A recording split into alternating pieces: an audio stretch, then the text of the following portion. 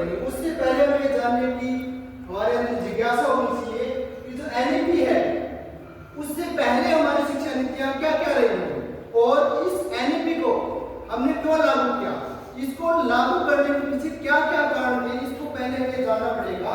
इससे पहले वाली नीतियां जानना पड़ेगी। आप दोनों अच्छे करो,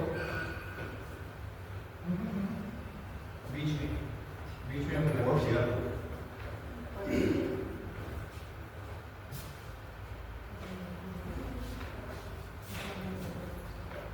इससे पहले हमारी नीति थी एक 1968 की, एक 1986 की। 1968 वाली जो शिक्षा नीति थी वो कोठारी आयोग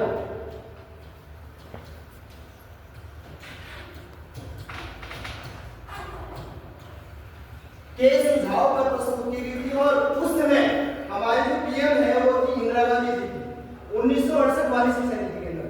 और जो 1986 वाली शिक्षा नीति थी उसके अंदर हमारे राजीव गांधी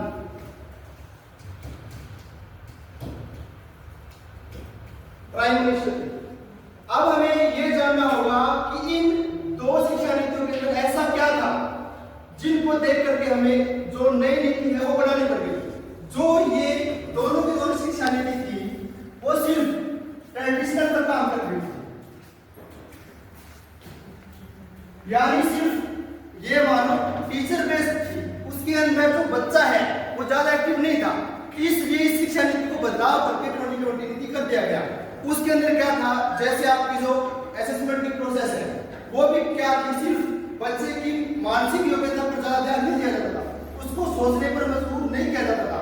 उसका जो पेपर का जो पैटर्न था, अपना एग्जाम पैटर्न जो भी बनाया जाता था वो सिर्फ ये माना जाता था कि इस बच्चे को इतना दे दिया जाए, याद करने पर निर्धारित था, सोचने पर मजबूर करने वाले उसके अंदर पेपर के अंदर अपने असेसमेंट के अंदर कोई भी ऐसा फॉर्मूला नहीं था।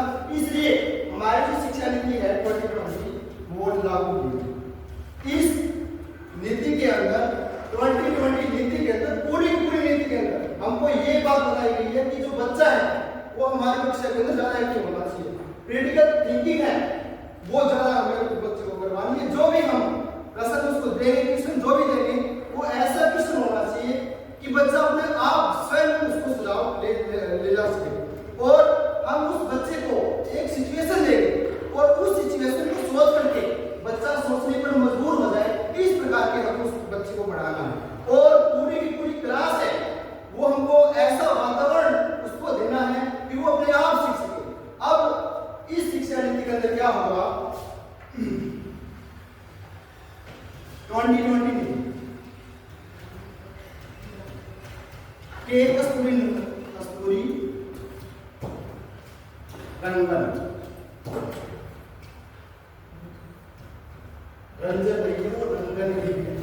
कृष्ण स्वामी कस्तूरी रंगन है। इसके द्वारा ये एक इसरो के वैज्ञानिक हैं, इनके द्वारा एक समिति बनाई गई। 2017 के अंदर एक समिति बनाई गई। इस समिति ने अपने सुझाव 2017 के अंदर समिति बनी। 29 मई 2019 में इस समिति ने अपनी रिपोर्ट प्रस्तुत की। इस समिति के अंदर इस जो अपनी नीति है उसके अंदर क्या क्या सुझाव दिए जाएंगे और लगभग 2 लाख सुझाव मांगे गए। 2 लाख सुझाव इस समिति के पास में आए थे और वो सुझाव किन व्यक्तियों ने दिए थे, जो शिक्षाविद थे, जो किसी विद्यालय के अंदर अध्यापक थे या जो यूनिवर्सिटी के अंदर तो अध्यापक पढ़ा रहे थे, उन सभी ने मिलकर के इस समिति को अपने सुझाव दिए कि ये बात इस समिति के अंदर होनी चाहिए। अब हम जानेंगे कि जो ये शिक्षा नीति है, शिक्षा की जो नीति है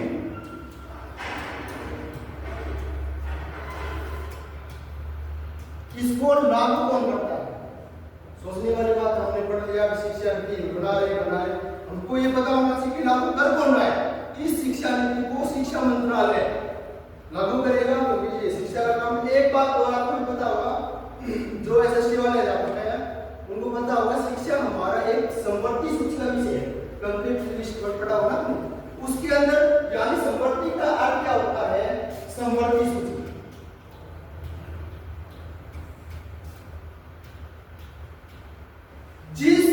के अंदर, इस सूची के अंदर, संवर्ती सूची के अंदर जो विषय शामिल कर दिए जाते हैं उस पर एक राज्य सरकार और केंद्र सरकार दोनों भी कानून बना सकती है। लेकिन जो मुख्य रूप से है वो केंद्र की मानी जाएगी। अगर किसी विषय पर दोनों के अंदर विरोध उत्पन्न हो जाता है तो केंद्र की ज्यादा मानी जाएगी। जो हमारा शिक्षा का मामला है वो संवर्ती सूची के अंदर रखा गया है। इतना समझ में आ गया सभी को? हमें आवश्यकता क्यों हुई इस नीति की, पता लगे सभी को?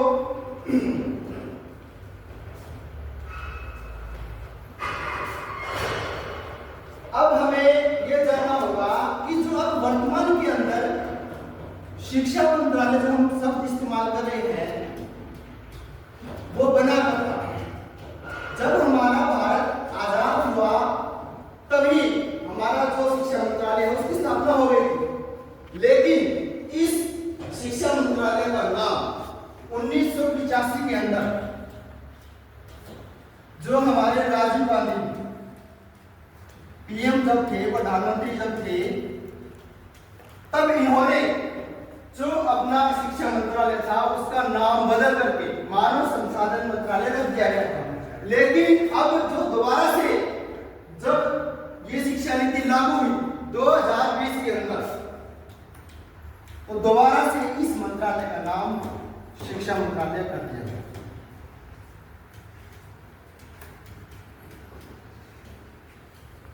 इतना समझ में आया सभी को? हमारा जो शिक्षा मंत्रालय है उसका इतिहास बता रहा हूं। उसका पहले नाम क्या था?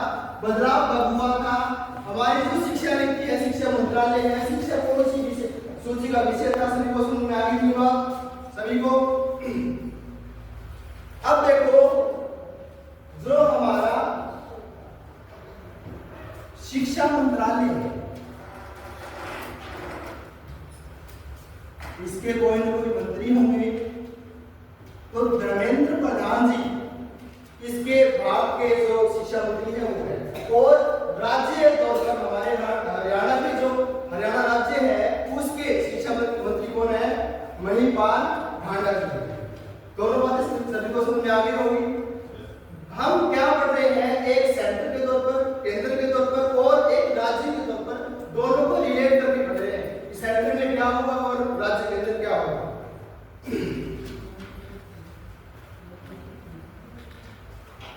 अब आपने पढ़ा होगा, जो अध्यापक सामाजिक अध्ययन पढ़ाते हैं उनको पता होगा जो हमारा एक शिक्षा का जो अधिकार है उसको कौन से आर्टिकल के अंदर रखा गया है। सभी को पता होगा 21A और 45 आर्टिकल 45 दो आर्टिकल आते हैं शिक्षा के। आर्टिकल नंबर 21 के अंदर 28 के अंदर जहां पर भी ये ए वाला या सब आर्टिकल होते हैं, इसको अगर इसको जोड़ दिया जाता है तो हमें नहीं पता होना चाहिए कि ए बी जो भी अगर आगे है किसी आर्टिकल के तो वो संशोधन के द्वारा ऐड किए गए हैं। सामान्य रूप से होता 21 तो हमें ये पता लगता जब हमारा संविधान बना था उस समय 21 आर्टिकल था। लेकिन जो हमारा अगर ए लिख दिया गया तो ये सब आर्टिकल है। जब हमारा संविधान बना था तो हमारा शिक्षा का अधिकार एक मौलिक अधिकार नहीं था। बाद में इसको जोड़ा गया 86वें संवैधानिक संशोधन के द्वारा जोड़ा गया था 2002। अब हमें ये जानना होगा कि संशोधन होता क्या है। संशोधन एक बहुत ही बड़ी चीज है, बहुत ही विस्तृत काम। लोकसभा राज्यसभा दोनों मिलकर के लास्ट में जब राष्ट्रपति उसको सिग्नेचर करता है किसी बिल पर तभी वो संशोधन हो पाता है। संशोधन क्या होता है? कुछ भी संविधान के अंदर रिमूव करना और कुछ भी चीज ऐड करना, उसी को हम संशोधन कहते हैं। संशोधन का मतलब सुधार, जो भी हमारे सुधार होंगे उसी को हम संशोधन कहेंगे। ये संशोधन वैसे नहीं होते, इसकी बहुत बड़ी प्रक्रिया है। एसएसटी वाले आपको इस बारे में पता होगा। अब हमें जानना है कि ये जो शिक्षा का जो अधिकार है उसको एक मौलिक अधिकार क्यों बनाया गया। अब हमें जानना होगा मौलिक क्या है। अधिकार को हमने मौलिक नाम क्यों दिया, फंडामेंटल नाम क्यों दिया? मौलिक का अर्थ होता है सभी को समान रूप से, ये नहीं कि एक व्यक्ति को प्रदान किए जाएंगे, नहीं। बात के अंदर उसकी जाति वर्ण कुछ भी हो, हमें उससे लेना देना नहीं। सभी को समान रूप से जो अधिकार दिए जाते हैं उसी को हम फंडामेंटल राइट या मौलिक अधिकार कहते हैं। आपने पढ़ा होगा आर्टिकल नंबर 12 से का वर्णन किया गया है। सभी ने पढ़ भी रखा होगा, आज भी आपने पढ़ लिया होगा। फंडामेंटल राइट जो है अपने सभी व्यक्तियों को समान रूप से दिए जाते हैं। इसी के लिए इसका नाम फंडामेंटल रखा गया है, मौलिक रखा गया है कि सभी व्यक्तियों को समान रूप से अपने को देना है।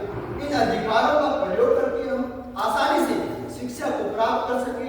आर्टिकल नंबर 21 के अंदर यही रखा है कि हम 6 से 14 बच्चों को क्या है शिक्षा का जो अधिकार है वो हम उपलब्ध करवाएंगे। सभी बच्चे 6 से 14 तक मौलिक रूप से समान रूप से शिक्षा प्राप्त करेंगे। उन्हीं के साथ में किसी भी बच्चे के साथ में 21A किसी भी व्यक्ति के साथ में, किसी भी बच्चे के साथ में किसी भी प्रकार का दुर्व्यवहार नहीं किया जाएगा, चाहे उसकी स्थिति कुछ भी हो, आर्थिक स्थिति हो, उसकी धार्मिक स्थिति कुछ भी हो, उसका रंग कुछ भी हो, किसी भी आधार पर कोई भी भेदभाव उस बच्चे के साथ नहीं किया जाएगा। इसलिए जो अपने शिक्षा का अधिकार है उसको एक फंडामेंटल राइट बनाया गया है ताकि सभी को समान रूप से हम शिक्षा प्राप्त कर सके, शिक्षा के अंदर सभी बच्चों को जोड़ सके और अपने देश का विकास को कर सके। जरा समझ में आ गया सभी को?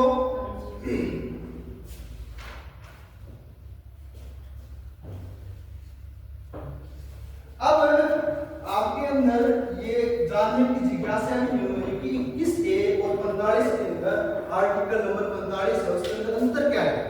अगर 45 के अंदर पहले शिक्षा के बारे में बात लिख दी गई थी तो 21A क्यों बनाया गया, किसी को पता है कुछ? 21A बनाने की नीड क्यों हुई?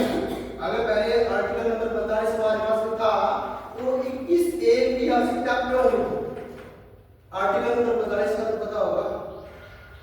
राज्य के नीति निर्देशक तत्व तो सभी ने पढ़े होंगे। डायरेक्ट प्रिंसिपल बोलते हैं क्या, पेपर में इसका माध्यम है तो राज्य के नीति निर्देशक तत्व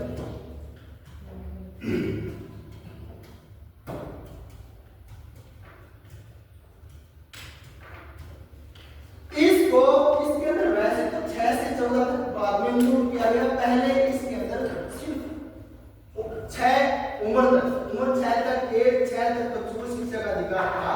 लेकिन इसके अंदर ये नहीं है कि सभी को देना जरूरी ही है, ये एक राज्य का कर्तव्य बना दिया गया था। राज्य के अंदर बोल दिया गया था कि ये देना है, लेकिन कंपल्सरी ऐसा कुछ नहीं था। इसलिए 21A के अंदर दोबारा से संशोधन एक आर्टिकल बनाया गया और उसको मौलिक अधिकार बनाया गया। दोनों के अंदर अंतर यही है। यहाँ पर हमें ये नहीं है कंपल्सरी वाली कोई ऐसी बातें नहीं थी, लेकिन राज्य दे भी सकता था, राज्य के नीति निर्देशक तत्व है, दे भी सकता है नहीं, वो अपनी ये मानो कि योग्यता पर निर्धारित करता है, राज्य के ऊपर निर्धारित करता है कि हो सकता है उसकी पॉसिबिलिटी ऐसी ना हो सकता है हो। लेकिन जब अगर इस A के अंदर रख दिया गया तो पूरे भारत के जितने भी राज्य हैं और पूरे भारत के जितने भी केंद्र शासित प्रदेश है उनको सभी बच्चों को शिक्षा देनी ही पड़ेगी 6 से 14 वर्ष तक, और बिल्कुल निःशुल्क, उसका कोई भी पैसा वगैरह नहीं लगेगा। ये था अपना आर्टिकल नंबर 21(1) और आर्टिकल नंबर 45। इतना मैं मान रहा हूँ कि सभी को समझ में आ गया होगा। आया समझ में सभी को?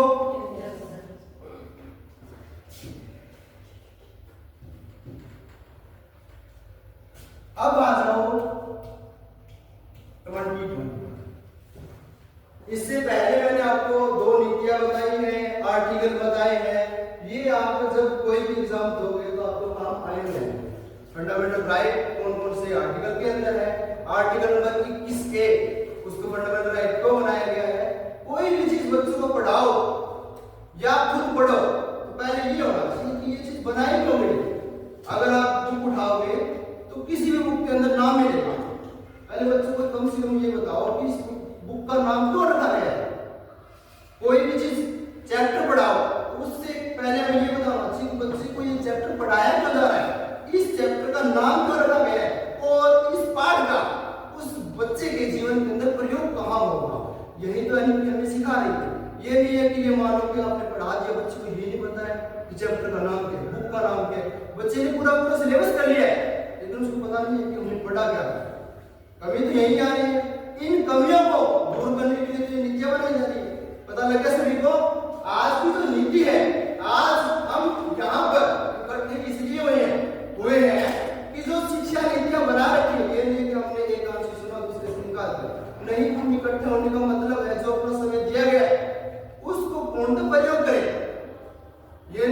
सुन लिया मैंने, बच्चों पर भी यही बात होती है, बच्चे भी इम्प्लीमेंट नहीं कर पाते। अगर हम ही नहीं करेंगे तो बच्चे कहाँ से करेंगे?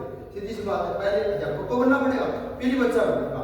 जब हम कुछ सोचेंगे नहीं तो बच्चा कैसे सोच सकता है? हम उसको सोचने पर मजबूर करना है, उसकी ऐसी अवस्था बना देनी है कि बच्चा स्वयं बढ़े और उसको ये महसूस ही ना हो कि मैंने कुछ सीख ली है। लास्ट के क्लास के अंदर आप उसको एक ऐसा वातावरण बनाओ क्लास के अंदर, जैसे आपकी एंट्री होती है आपके चेहरे पर ऐसे हाव भाव होने चाहिए कि बच्चे को लगे कि हाँ हम कुछ सीख रहे हैं। ये नहीं है कि बच्चों को बोरियत सी महसूस हो। आपने भी पढ़ा होगा, इस तरह अपने अध्यापक आते थे, बुक से पढ़ते थे, चले जाते थे, जुलम लग गए, तो ये भी होता था कि ये भी नहीं पूछते कि आपको समझ आया है या नहीं आया है, या ये भी नहीं पूछते थे कि कौन सी विधि के द्वारा आपको पढ़ाया जा रहा है। इस शिक्षा नीति के द्वारा हमें बस यही बातें करनी है, बच्चों की मानसिक अवस्था के अनुसार हमें ये देखना है कि जिस कक्षा के अंदर पढ़ा रहे हैं उस बच्चे की मानसिक स्थिति क्या है, उसी के अकॉर्डिंग उसको पढ़ाना है। उसकी मानसिक अवस्था को लेकर थर्ड क्लास के अंदर जा रहे हो तो उसके अंदर हमको ये पता लगेगा इस बच्चे की कैपेसिटी यही है, क्षमता यही है, उसी के अनुसार पढ़ाना है। ये नहीं कि थर्ड क्लास में पढ़ा रहे हो आप और 10th क्लास वाला उसको समझा रहे हो तो उसको समझ में कहाँ से आएगा? बच्चे की क्षमता के अनुसार, योग्यता के अनुसार उसको एग्जाम्पल देनी है, उसको उदाहरण देने और उसी प्रकार से उसको ट्रेन करना है। ऐसी हमको अवस्थाएं है वो देखनी है बच्चे। अब ये जो शिक्षा नीति है उसका मॉडल आपने कुछ दिन भी पढ़ा था, 5 + 3 + 3 + 4। आपको ये पता लग गया कि इसको कौन सा मंत्रालय लागू करता है और लागू करने की जरूरत क्यों पड़ी, सभी को पता लग गया। क्योंकि जिस प्रणाली से हम पढ़ रहे थे वो प्रणाली लगभग पूर्णतः ये मानो टीचर ने जो बोल दिया वो बोल दिया, बच्चा कुछ एक्टिव नहीं। लेकिन अब जो हमारी शिक्षा नीति आएगी वो पूरी की पूरी बच्चे पर अध्यापक सिर्फ उसका एक साधन देगा जिसको सुनेगा। ये नहीं कि पूरा अध्यापक नहीं, बच्चों के हाथ में डोर संभाल दी गई है, अब थोड़ा सा एक्टिव रहना पड़ेगा अपने को, ठीक है। अब क्या काम होगा, जो ये शिक्षा नीति है 5 + 3 + 3 + 4 इसके अंदर पीपीटी के अंदर आ जाएगा, तो मैं एक्सप्लेन कर दूंगा। उससे पहले ये जो शिक्षा नीति लागू हुई है उसके अंदर PCSE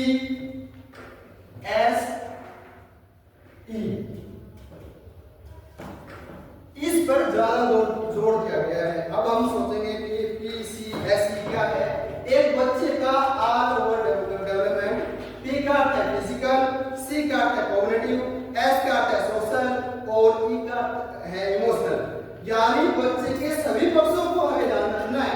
ये नहीं है कि बच्चों को सिर्फ पढ़ाना है, बच्चे के सभी पक्षों पर हमें ध्यान देना है, चाहे उसका सामाजिक पक्ष हो, चाहे उसका मानसिक पक्ष हो, चाहे उसकी सोचने क्षमता का विकास हो, उसकी शारीरिक संरचना का विकास हो, ऑल ओवर डेवलपमेंट पर हमें ध्यान देना है। बच्चे के सिर्फ पढ़ाई पर ध्यान देना नहीं है।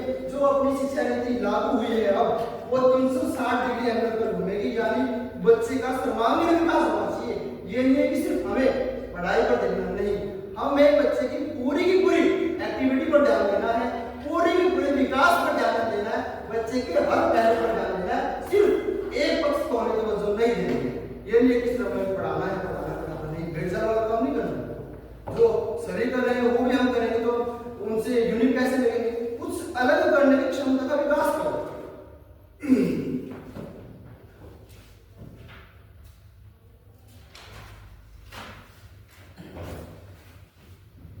अब जो आपकी सेंचुरी 21वीं सदी जो चल रही है उसके अंदर आपको भी पता होगा, आपने जो तकनीक देखी है, टेक्निकल पॉइंट जो देखे हैं शिक्षा में, आप जो ब्लैक बोर्ड, अब जो डिजिटल बोर्ड से जो आप पढ़ रहे हो आपने नहीं पढ़ा, मैंने भी नहीं पढ़ा, सीधी सी बात है नहीं पढ़ा। हम तो नीचे पढ़ते थे, गवर्नमेंट स्कूल के अंदर पढ़ा तो नीचे टाट के अंदर बैठते थे और आराम से बुक टीचर आता था, बुक से पढ़ाना चला जाता था। उस विधि को छोड़ करके हमें ये सोचना चाहिए कि इसको क्यों इम्प्लीमेंट किया गया, ऐसा क्या था, पहले क्या था जिसको सुधार की आवश्यकता हुई। क्योंकि आपको भी पता होगा कि जो बदलाव है वो होना जरूरी है। जिस प्रकार से हम पढ़ रहे थे वो आज के बच्चे नहीं पढ़ सकते। आज के जो बच्चे अब पढ़ रहे हैं वो आगे वाले बच्चे नहीं पढ़ सकते। हमारे जो माता पिता ने जिस विधि से, जिस प्रकार से गुरुकुलों के अंदर या विद्यालय के अंदर शिक्षा ग्रहण की थी, वो आज हम नहीं पढ़ सकते। सीधी सी बात है। हमने आपके अंदर सभी के अंदर सभी के पास में एक दूरभाष यंत्र है, फोन है, उसके द्वारा हम, ये हमारा एक बहुत बढ़िया साधन है, कुछ भी पढ़ सकते हैं। आज वर्तमान के अंदर जो नई नई तकनीकें आ रही हैं, उनको जोड़ करके बच्चे को पढ़ाना है, उनको प्रयोग करना है कक्षा के अंदर। जो आपने देखा होगा वर्तमान के अंदर, आप देखोगे कि जो शिक्षा की जो विधियां है, वो आप क्या करोगे, पूरी की पूरी एक्टिविटी बेस करोगे। जब भी आप जाओगे कक्षा के अंदर, चार्ट वगैरह जब आप लेके जाओगे, तो आप क्या देखोगे कक्षा के अंदर, सभी बच्चों की जिज्ञासा होगी। आपको लगेगा कि ये बोरिंग काम है, लेकिन उसके अंदर आपको ये महसूस होगा कि जब आप चार्ट को फोल्ड करके लेके जाओगे, तो बच्चों की जिज्ञासा उनके जाओगे क्या लेके जाए। अगर वो वही बुक देखेगा, वो भी बोर हो जाएगा, हम भी बोर हो जाएंगे। सीधी सी बात। अगर उसी चार्ट को हम जब कक्षा के अंदर लेके जाएंगे, तो हमें भी पूरा ये महसूस होगा कि हम क्या पढ़ेंगे, जिज्ञासा अपने अंदर के अंदर, और बच्चों के अंदर भी इसी प्रकार की जिज्ञासा होगी कि चार्ट के अंदर ऐसा क्या है। वो बच्चा नया सीखेगा, अपने आप सीखेगा, उसको ऐसा वातावरण को देना है। ये पूरी जो पॉलिसी है वो इसी पर आधारित है।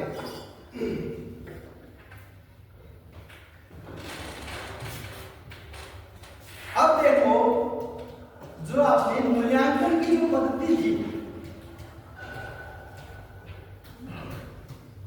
यानी जो आपका मूल्यांकन है, वो फॉर्मेटिव और समेटिव दो प्रकार का होता है। अब हमने पढ़ लिया कि फॉर्मेटिव है, समेटिव है। हमें पहले ये जानना होगा कि फॉर्मेटिव होता क्या है, समेटिव होता क्या है। उसकी आपने एक प्रक्रिया शायद मेरे अनुसार आपने बीएड के अंदर साइकोलॉजी के अंदर पढ़ी होगी। F1 होता है, F2 ये 10%, ये भी 10%, और SA1 30%, FA3 10%, F4 10%, SA2 30%। यानी जो SA के दोनों भाग हो गए वो 30 हो गए, और FA के चारों भाग 40%। इस प्रकार का मूल्यांकन किया जाता है साइकोलॉजी के अंदर। मनोविज्ञान के अंदर आपने पढ़ा होगा FA1 10%, FA2, उसके बाद में कैसे आप वर्तमान के अंदर मेरे अनुसार, मैं तो अभी नया हूं, तो आपको तो पता होगा इसी के अनुसार किया जाता है। PA1 जो आप बोलते हो वही FA1 10%, उसके FA2 होगा, उसके बाद में SA1 फॉर्मेटिव। FA का होता है फॉर्मेटिव, SA का है समेटिव। फॉर्मेटिव और समेटिव अब है क्या, हमने पढ़ लिया कि जो पहले का था वो सिर्फ समेटिव पर डिपेंड था। पहले की जो शिक्षा नीति है वो सिर्फ समेटिव पर निर्धारित थी। अब की जो शिक्षा नीति है वो फॉर्मेटिव की बोलते हैं। अब हमें जानना होगा समेटिव का मतलब पूरा सिलेबस हमने कर लिया, उसका एक पेपर ले लिया, वो समेटिव हो गया। फॉर्मेटिव का हो गया कोई चैप्टर पढ़वा लिया, एक चैप्टर दो चैप्टर, उसके बाद में जो हमने असेसमेंट ली है, जो मूल्यांकन किया, वो फॉर्मेटिव हमारा कहलाएगा। समझ में आ गई सभी को? फॉर्मेटिव और समेटिव सभी को हुआ क्लियर? तो समझ में आ रहा है?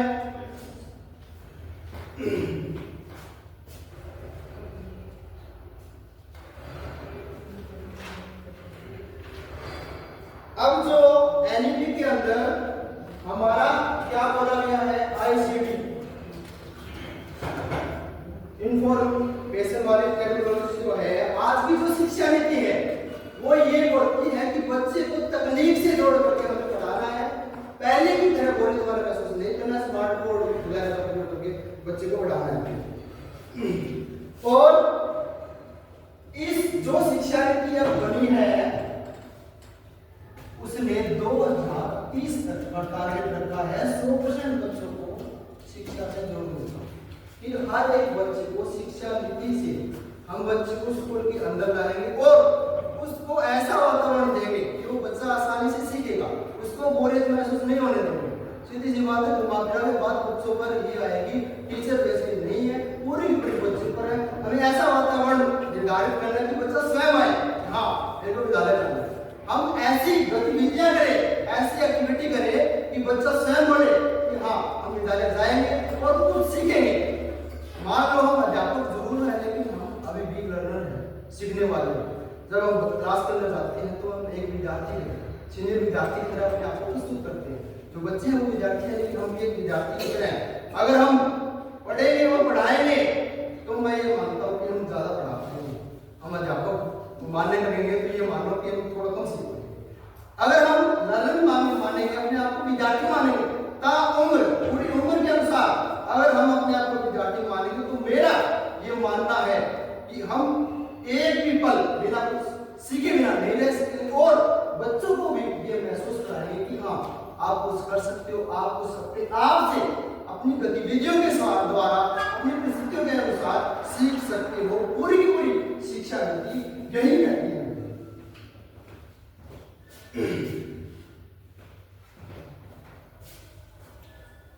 तीन भाषीय बातों का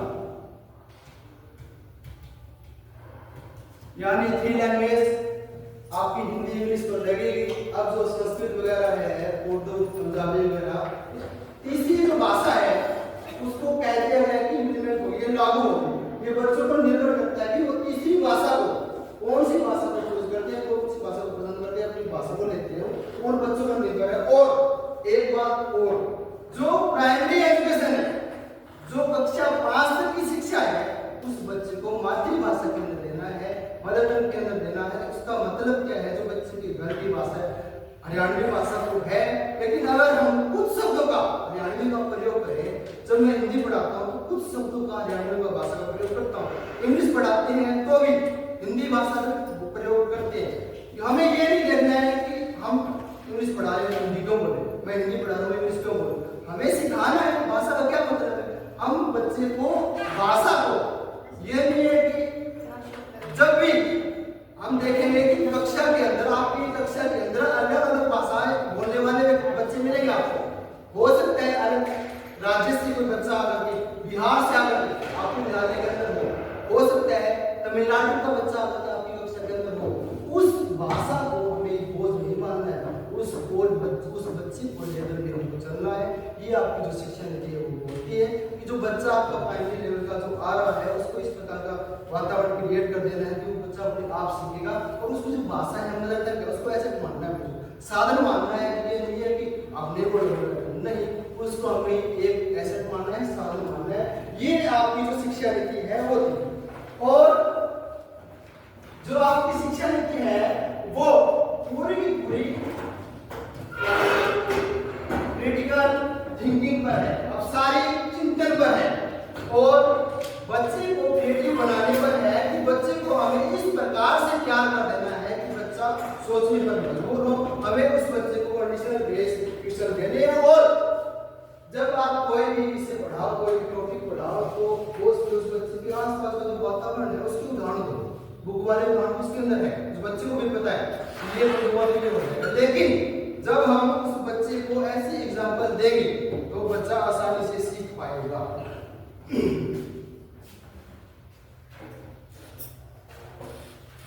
अब बात आ जाती है बच्चे के रिपोर्ट कार्ड में।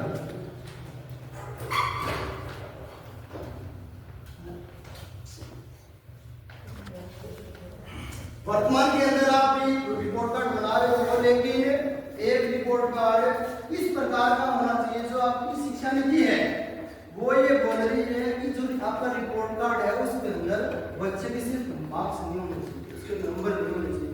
बच्चे का जो रिपोर्ट कार्ड है उसके अंदर उसके सभी पहलुओं पर बात होनी चाहिए। उसकी समझने की क्षमता कितनी है, अध्यापक के साथ उसका व्यवहार किस प्रकार का है, उसके सभी पहलुओं पर। मैंने जो आपको 4 पहलू बताए हैं, उसकी मानसिक क्षमता पर, उसकी शारीरिक क्षमता पर और उसकी समझने की क्षमता पर, सभी पक्षों का हमें उस पर ध्यान रख करके जो आपका रिपोर्ट कार्ड है उसको तैयार करना है।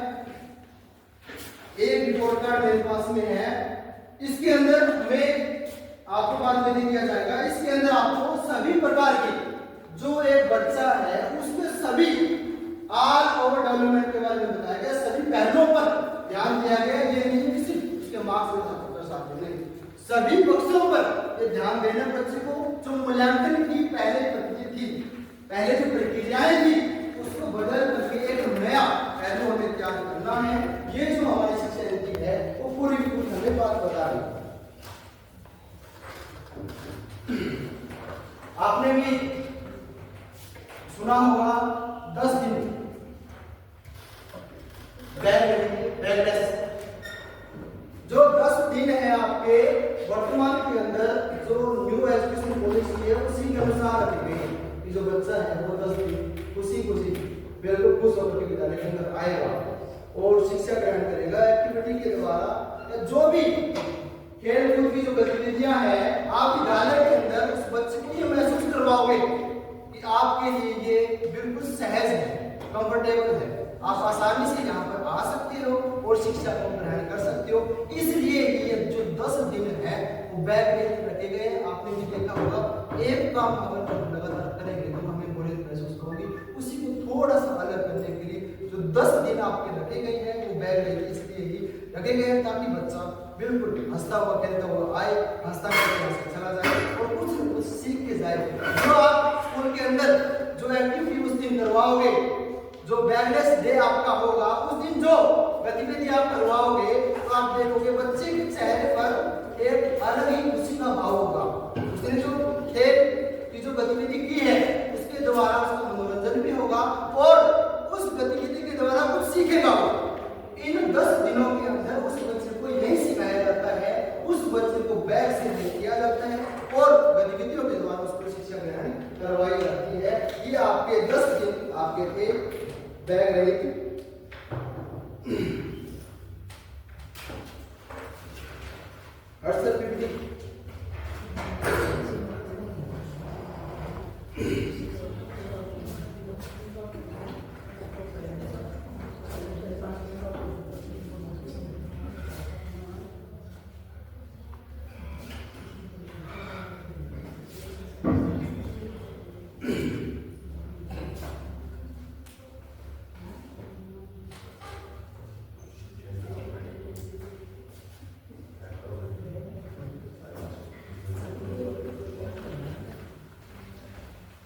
आज का जो हमारा प्रोग्राम है कैपेसिटी बिल्डिंग प्रोग्राम, यानी अपनी क्षमता को, अपनी योग्यताओं को बढ़ाने का प्रोग्राम है। आपको थोड़ी सी बोरियत महसूस होगी, लेकिन जो ये फैक्ट मैं आपको बता रहा हूँ, जो आपको एनईपी की जो मैंने पीछे का जो इतिहास बताया 1968 की नीति 68 वाली और 1986 वाली जो नीति बताई है, उस टाइम पे हमारे पीएम कौन थे, हमारे जो किस आयोग के सुझाव पर जो नीतियां है वो लागू की गई है, वो काफी ज्यादा कोई भी आप एग्जाम दोगे उसके अंदर आपको मिलेगा। फंडामेंटल राइट उस राज्य की नीति निर्देश करता हो सही। आज की जो वर्तमान की जो नीति है वो किस समिति की अनुशंसा पर और सुझाव पर लागू हुई, जो आपकी कस्तूररंजन जो समिति है उसकी सुझाव पर जो आपकी लागू हुई है और उसने रिपोर्ट कब प्रस्तुत की है, जो आपकी समिति है वो कब बनी। एक पॉइंट आपके लिए काफी महत्वपूर्ण है, आप इसको थोड़ा सा एंजॉय करें।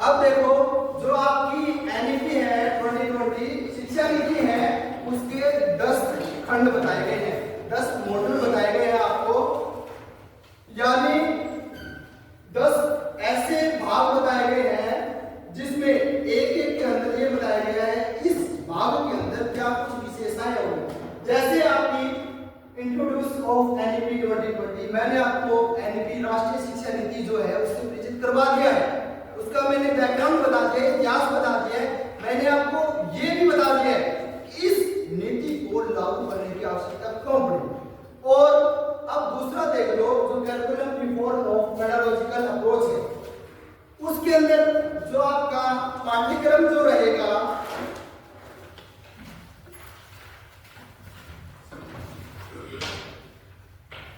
आपका जो पाठ्यक्रम है, आपका जो सिलेबस है वो किस प्रकार से रहेगा और आपकी जो पढ़ाने के जो तरीके हैं वो किस प्रकार से रहेंगे।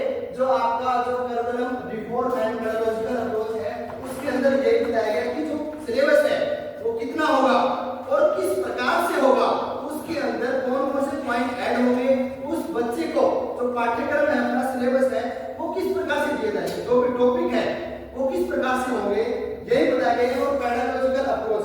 आपने पेडागोजी सब्जेक्ट आपने पढ़ा भी होगा, साइकोलॉजी के अंदर किसी भी विषय का एक पेडागोजिकल होता है। आपने जो शिक्षा शास्त्र आपने पढ़ा होगा, पेडागोजिकल तो सभी को पता ही होगा, सीखने का जो एक शास्त्र, हर एक सब्जेक्ट के अंदर जो आपकी एक्टिविटी है, एक शास्त्र है, एक ज्ञान वाला जो एक ग्रंथ है, उसको पेडागोजिकल बोलते हैं। आपने पढ़ा होगा मैथ के जो अलग पॉइंट मिलेंगे, हिंदी वाले अलग मिलेंगे, एसएसटी वाले अलग मिलेंगे, वो पेडागोजिकल के अंदर दिया जाता है। बच्चे को और अध्यापक को कंडीशनल बेस दिया जाता है उसके अंदर। आपने कोई भी एग्जाम दोगे तो आपको कंडीशनल बेस क्वेश्चन मिलेंगे पेडागोजी के अंदर कि बच्चे को, अब हमें ये सोचना पड़ेगा कि पेडागोजी में पढ़ाई क्यों जाती है, हमें क्यों सिखाई जाती है। पेडागोजी हमें इसलिए सिखाई जाती है कि जो बच्चा है आपकी कक्षा के अंदर जो गतिविधि करेगा उस पर आपकी क्या राय होगी, वहां पर आपका जो व्यवहार है वो किस प्रकार का होगा। जैसे आपने कोई प्रश्न बोल दिया और बच्चे ने गलत बता दिया तो आपका क्या व्यवहार रहेगा उसके प्रति, और आपने गलत बता दिया तो बच्चे का आपके प्रति क्या व्यवहार रहेगा। बच्चे ने कोई प्रतिक्रिया कर दी, जो एक्टिविटी की है उस पर आपकी क्या गतिविधि रहेगी। इसलिए हमें पेडागोजी पढ़ाई जाती है। हर एक सब्जेक्ट की अलग अलग पेडागोजी होती है। पेडागोजी हमें इसलिए पढ़ाई जाती है कि बच्चे की एक्टिविटी पर, बच्चे जो क्लास के अंदर, कक्षा के अंदर जो गतिविधि कर रहे हैं उसको हम समझ सके और अपना जो व्यवहार है उसके अनुरूप कर सके, उसकी मानसिक क्षमता के अनुसार अपनी जो शिक्षा विधि है, शिक्षण की जो विधियां हैं वो लागू कर सके। इसलिए हमें पेडागोजिकल अप्रोच है वो पढ़ाई जाती है। पेडागोजी इसीलिए भी बनाई जाती है ताकि जो अध्यापक है वो कक्षा के अनुरूप, बच्चों की क्षमता के अनुरूप, मेंटेलिटी के अनुरूप उनको पढ़ा सके। इसलिए आपको जो पेडागोजिकल है अप्रोच है वो पढ़ाई जाती है। अब जो थर्ड जो आपका मॉड्यूल है वो fundamental foundational literacy and numeracy FLN। ये क्या बातें बोल रहा है, जो आपकी फाउंडेशन एज है 3 से 6 तक, वैसे उसके अंदर 3 से 8 तक है, लेकिन जो फाउंडेशन FLN के अंदर आपकी एज बताई गई है 3 से लेकर के 6 तक। जो आपकी कक्षाएं हैं उसके अंदर क्या बताया गया है FLN के अंदर कि बच्चे को गुणा भाग वगैरह है उसको सिखानी है। जो सामान्य जोड़ घटा वाला काम है उसको सिखाना FLN आपका यही बोलेगा। आपका जो फोर्थ मॉड्यूल है इंक्लूसिव एजुकेशन, समावेशी शिक्षा। अब हमें ये सोचना होगा कि ये समावेशी शिक्षा की आवश्यकता क्यों है। पढ़ने से पहले आपको भी ये और बच्चों को भी ये महसूस करवाना है कि जो आप पढ़ रहे हैं उसके पीछे कारण क्या है। कारण को जानने की इच्छा उस बच्चे के अंदर हमें उत्पन्न करनी है। अब वो इच्छा किस प्रकार उत्पन्न करोगे आप, जब आपके अंदर ये जानने की इच्छा हो या आप पढ़ क्यों रहे हो। इंक्लूसिव एजुकेशन जो समावेशी शिक्षा है उसकी आवश्यकता क्यों हुई, उसकी नीड क्यों हुई। इस शिक्षा के अंदर, समावेशी शिक्षा के अंदर सभी वर्गों के बच्चों, जो मानसिक रूप से हो, चाहे उसकी शारीरिक दिव्यांग हो या कोई भी उसके अंदर कमी हो, या बौद्धिक रूप से जो प्रतिभाशाली बच्चे हैं, जो इंटेलिजेंट है, उन सभी को एक साथ में हमें पढ़ाना है। कोई भी बच्चे को अलग अलग नहीं पढ़ाना है। अगर हम उसको अलग पढ़ाएंगे तो उसके अंदर एक हीन भावना आ जाएगी कि मेरे को इस स्कूल के अंदर क्यों पढ़ाया जाता है। आपने देखा होगा समाज के अंदर ये दिव्यांग वाले स्कूल है, अलग भी स्कूल है, इसके अंदर ये बच्चे पढ़ रहे हैं, उसके अंदर थोड़ी सी ये भावना होगी। और अगर समावेशी शिक्षा के अंदर हम उन सभी को एक साथ में जोड़कर पढ़ाएंगे तो वो समाज से ज्यादा जुड़ेगा। वो शिक्षा का जो उसका ग्रहण करने की जो क्षमता है उसके अंदर भी आपको एक बदलाव मिलेगा और वो अपने मन के अंदर ये नहीं सोचेगा कि मेरे अंदर ये कमियां हैं। इसलिए आपको समावेशी शिक्षा है उसको शिक्षा नीति के अंदर एक भाग जोड़ दिया गया है कि सभी को, जो मानसिक रूप से कमजोर हो या जो दिव्यांग हो या कोई प्रतिभाशाली है, बुद्धि से थोड़ा सा कमजोर है, सभी को एक साथ में हमें इस प्रकार की। अब आप कहोगे कि ये पॉसिबल नहीं है, लेकिन आप थोड़ा सा प्रयास कर सकते हो, सभी को एक साथ में लेकर के चल सकते हो। ये थी आपकी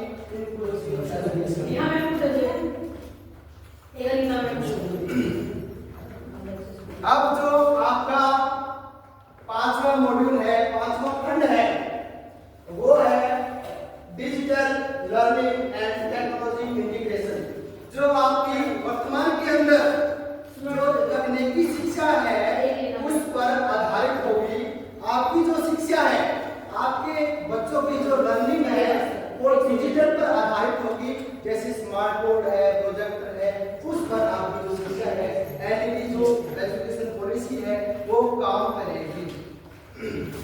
सर एक मिनट, अभी आपको ये जो प्रिंट आउट मिले हैं ना, ये कैलेंडर है पूरे साल का, आप इसको पढ़ लीजिए।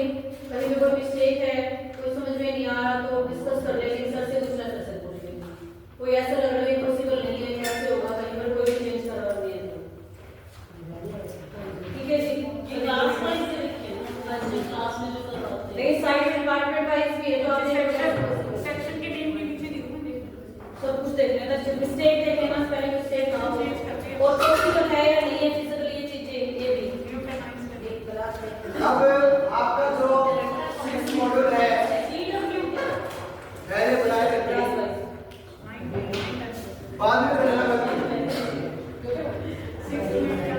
मैडम ये भी ऐसे कोई दो डिस्कस करा है, कोई भी नहीं करा, तो फिर तो मैं तो नहीं करा, मैं तो है नहीं क्या अनुवाद में बनाए रखेंगे क्या। आप मान ही लेते अब जो छठा खंड है अपना, छठा मॉड्यूल है, वो असेसमेंट रिफॉर्म बोल रहा है।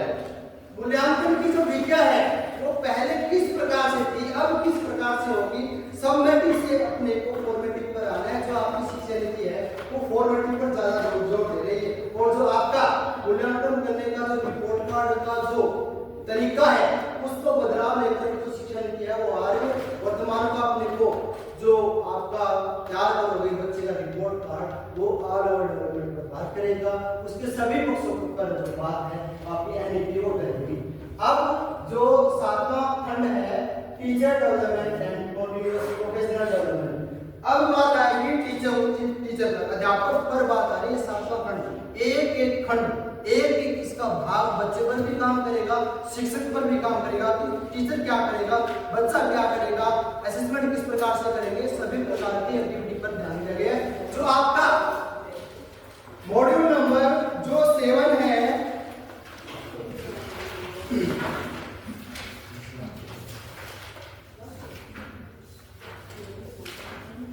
ये जो मॉड्यूल है वो क्यों दिया गया है, जो एक अध्यापक है वो किस प्रकार से अध्यापक बनेगा, उसकी योग्यताओं का निर्धारण होना चाहिए। जिस व्यक्ति को इस फील्ड के अंदर, इस क्षेत्र के अंदर जाना है, उसकी योग्यताओं का निर्धारण है वो इसके अंदर किया जाएगा, और उसकी जो योग्यताएं हैं उसको निखारने के लिए, उसको बढ़ाने के लिए जो आपके टीचर डेवलपमेंट कॉन्टिन्यूअस प्रोफेशनल है उसकी जो स्किल है उसको डेवलपमेंट करने के लिए क्या क्या सुझाव हो सकते हैं, क्या क्या सुधार हो सकते हैं। इसलिए जो आपका सेकंड वाला मॉड्यूल है वो दिया गया है कि जो प्राचीन समय के अंदर आप क्या पढ़ाते थे, किस प्रकार से पढ़ाते थे, और वर्तमान के अंदर आप उन स्किल के अंदर, उन योग्यताओं के अंदर आपकी जो क्षमता है उसके अंदर क्या क्या बदलाव करोगे। जो आपका 7 वाला मॉड्यूल है वो यही बोल रहा है कि जो प्राचीन पद्धति है उसको छोड़ करके हमें नई स्किल को जोड़ना है शिक्षा से। एनईपी 2020 आपको यही सिखा रही है। जैसे आज का जो आपका ट्रेनिंग प्रोग्राम है, वर्कशॉप वगैरह है, इसके अंदर आपकी लर्निंग आएगी, टीचर की सीखने की योग्यता का निर्धारण इसके अंदर किया जाएगा कि जो एक टीचर है उसको सिखाने के लिए समय समय पर एक ऐसे सेमिनार है, ऐसी ट्रेनिंग है वो आयोजित की जाएगी। सीबीएसई ने भी इसलिए ये जो टीचिंग प्रोग्राम है वो आपके शुरू किए गए ताकि जो एक अध्यापक है वो समय समय पर एक अपडेट होता रहे। इसलिए ये जो आपका जो 7 मॉड्यूल है वो शिक्षा नीति के अंदर दिया गया है। मल्टी लैंग्वेजिज्म एंड लैंग्वेज डेवलपमेंट, इसके अंदर जो आपके बहुभाषिता है, यानी बहुत सारी भाषाएं बोलने वाले जो बच्चे हैं उनको हमें जोड़ करके, शिक्षा से जोड़ करके लेकर के चलना अपने बच्चे को। आपने देखा होगा कई स्टेटों से, या जो एक पंजाब वाला एक हरियाणा का स्टेट है और उससे पंजाब की सीमा अलग लगती है, पंजाबी बच्चा भी अगर विद्यालय के अंदर आएगा तो उसकी भाषा को भी जोड़कर चलना है। अगर बिहार का बच्चा आएगा, कोई एमपी का बच्चा आएगा, अदर जो स्टेट है, अदर भाषाओं के जो अन्य भाषाओं के जो बच्चे आपकी कक्षा के अंदर आएंगे उन सभी को शिक्षा नीति से, शिक्षा की प्रक्रिया से उनको जोड़ करके चलना है। आपका जो बहुभाषिता वाला जो प्रोग्राम है वो यही आपको बोल रहा है। अब 9 जो आपका आएगा community engagement and school leadership, इसके अंदर आप क्या बोलोगे कि जो आपकी समुदाय की भागीदारी है वो शिक्षा नीति के अंदर किस प्रकार से होगी। अब जो एनपी हो क्या बताएगी, आपने पढ़ा होगा एसएमसी जो स्कूल मैनेजमेंट कमेटी होती है सरकारी स्कूल के अंदर, गवर्नमेंट स्कूलों के अंदर आपको सभी के अंदर मिलेगी। वो कमेटियां क्या काम करती है, स्कूल के अंदर जो भी सुख सुविधाएं हैं, जो बच्चों की समस्याएं हैं, वो समिति उस समस्या को उठाएगी। आपने इस विद्यालय के अंदर भी अपनी एक समिति होगी, मैनेजमेंट समिति, तो हर एक विद्यालय के अंदर होती है। वो मैनेजमेंट समिति क्या काम करेगी, बच्चों की समस्याओं को उठाती है। बच्चों को इस कम्युनिटी के अंदर, कक्षा के अंदर भी विभिन्न जो वर्गों के, विभिन्न रंगों के, विभिन्न धर्मों के बच्चे जो आ रहे हैं उनको हमें एक समुदाय से जोड़ना है, समाज से जोड़कर चलना है। जितने भी आप उदाहरण दोगे समाज से जोड़कर चलोगे। और जब आप एक पीटीएम वगैरह आयोजन होता है वो भी एक समुदाय का ही एक उदाहरण है कि जो शिक्षा है, बच्चे की जो शिक्षा है उसको हम समाज से जोड़ करके चलते हैं। जब हम किसी बच्चे को कोई स्थान पर ले जाते हैं उसको समुदाय से जोड़कर चल रहे हैं। हम आर्यनगर के स्थान पर ले गए किसी जगह पे, तो उस बच्चे को हम समुदाय से जोड़कर चले। कक्षा के अंदर भी, पीटीएम के द्वारा भी, एसएमसी के द्वारा भी हम विभिन्न प्रकार से उस बच्चे को समाज से जोड़ करके चल रहे हैं। आपका जो गाइड द्वारा जो पार्ट है, मॉड्यूल है, वो आपको यही बातें बोल रहा है। अब आ जाओ आपका 10 वाला module, the future of education and NEP long term impact. जो आपकी जो एजुकेशन पॉलिसी है उसके दूरगामी परिणाम, लॉन्ग टाइम इसके क्या क्या इम्पैक्ट हो सकते हैं। आपको पता होगा कोई भी चीज आप आविष्कार करते हैं उसके लाभ और हानियां दोनों प्रकार की होती है। इम्पैक्ट क्या क्या हो सकते हैं ये हम देखेंगे कि एक इम्पैक्ट तो आपको ये मिलेगा जो पहले ज्यादा टीचर पर निर्भर करते थे, अब वो नहीं रहेगा। टीचर सिर्फ एक साधन के रूप में उसको प्रस्तुत करेगा शिक्षा को, और जो पूरी की पूरी अपनी एनईपी है, जो पूरी की पूरी शिक्षा है, वो सिर्फ एक बच्चा अपने आप ऐसा वातावरण हमको इस बच्चे को देना है, बच्चा स्वयं बोले हाँ मैं जाना चाहता हूँ। इस प्रकार की गतिविधियां कक्षा के अंदर जो एक्टिविटी है, जो गतिविधियां हैं, तो हमें इसी प्रकार के लागू करने की बच्चा स्वयं उसी विद्यालय के अंदर आए और शिक्षा ग्रहण करके जाए। ये आपके पूरी जो एनईपी है वो ये बात बोल रही है। आया समझ में सभी को? कोई डाउट?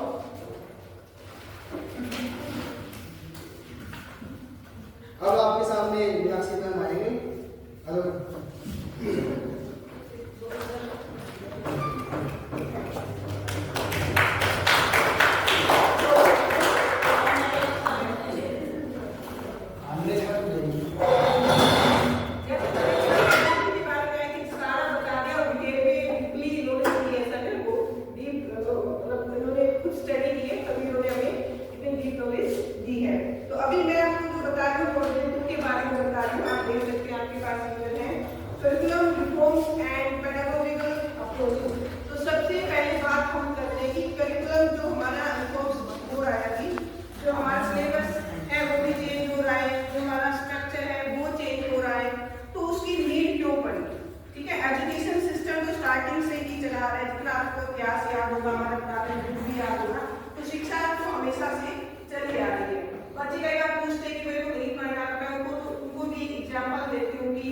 भगवान के धरती पे है उसको भी एजुकेशन लेनी पड़े, उसको बिल्कुल जाना पड़े, तो तुम कहाँ से पीछे हटोगे।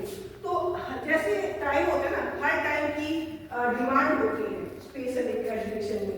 जैसे टाइम के अकॉर्डिंग आप मान के चलिए अभी कोरोना आया, उससे पहले हमें मोबाइल फोन के इतने फीचर्स नहीं पता होंगे, ठीक है, पर वो हमारी नीड थी उसी टाइम। हमें टेक्नोलॉजी से बहुत हम पास आ गए, हमें बहुत सारे फीचर्स हमें पता चले, हम घर से बच्चे को एजुकेशन देने लगे। कहीं हम कह रहे थे कि बच्चों को मोबाइल यूज नहीं करना, फिर हम बच्चे को वहीं से स्टडी भी करवाने लगे, ठीक है। तो कहने का भाव ये है कि हर टाइम होता है ना वो परिवर्तनशील है, तो टाइम के अकॉर्डिंग भी एजुकेशन में परिवर्तन होना ही चाहिए। तो जो स्टार्टिंग जो हमारा जो एजुकेशन सिस्टम है वो स्किल बेस्ड ही है। आप अपना पुराना इतिहास देखेंगे तो हमारा स्किल बेस्ड ही एजुकेशन रही है। फिर हमारा देश क्या हुआ, गुलाम हुआ, कभी मुगलों ने आक्रमण किया, कभी किसी ने, फिर अंग्रेज आए, तो नहीं कर रहा है, एजुकेशन है जिसको अपने अधिकारों को पता है, वो क्यों बिलोंग करेगा? ठीक है, तो अंग्रेजों को हमें शिक्षित करने का काम नहीं था कि वो एजुकेशन सिस्टम कॉलेज बनाए। जो हमारे गुरुकुल कॉलेज थे नालंदा, आपको पता है उतना बड़ा यूनिवर्सिटी थी विश्व की सबसे बड़ी, उनको जला दिया गया। तो एजुकेट करने का काम अंग्रेजों का होता ना, तो हमारी यूनिवर्सिटी, हमारा जो पुराना इतिहास था उसको जलाते हुए, ठीक है, उनका वो काम नहीं था। उनको सस्ते क्लर्क्स चाहिए, और सस्ते क्लर्क के लिए ऐसे ही एजुकेशन सिस्टम बनाया कि ब्रिलियंस हो जाए, बस हम सर्टिफिकेशन पे चले, जिसको बोलते हैं मेमोराइजेशन, इसी में है। ठीक है, तो इसमें मैं आपको एक वीडियो भी दिखाना चाहूंगी जो हमारे स्किल बेस्ड जो पहले लर्निंग चल रही थी, तो आप एक बार वीडियो देखिए। ठीक है, उसके बाद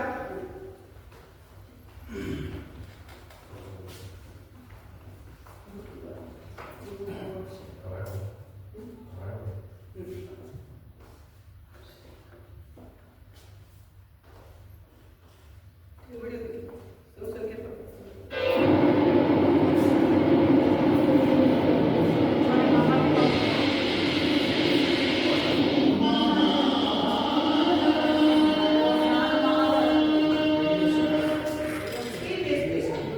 क्वेश्चनिंग की होगी, आपको जो भी क्वेश्चन आता है आप लिख सकते हैं, उसके बाद क्या हो जाएगी, आपसे क्वेश्चन पूछा जाएगा। इस वीडियो को देखिए आपके अंदर क्या क्वेश्चन बनते हैं, क्या आपने सीखा वो आप आगे पेपर आप सभी के पास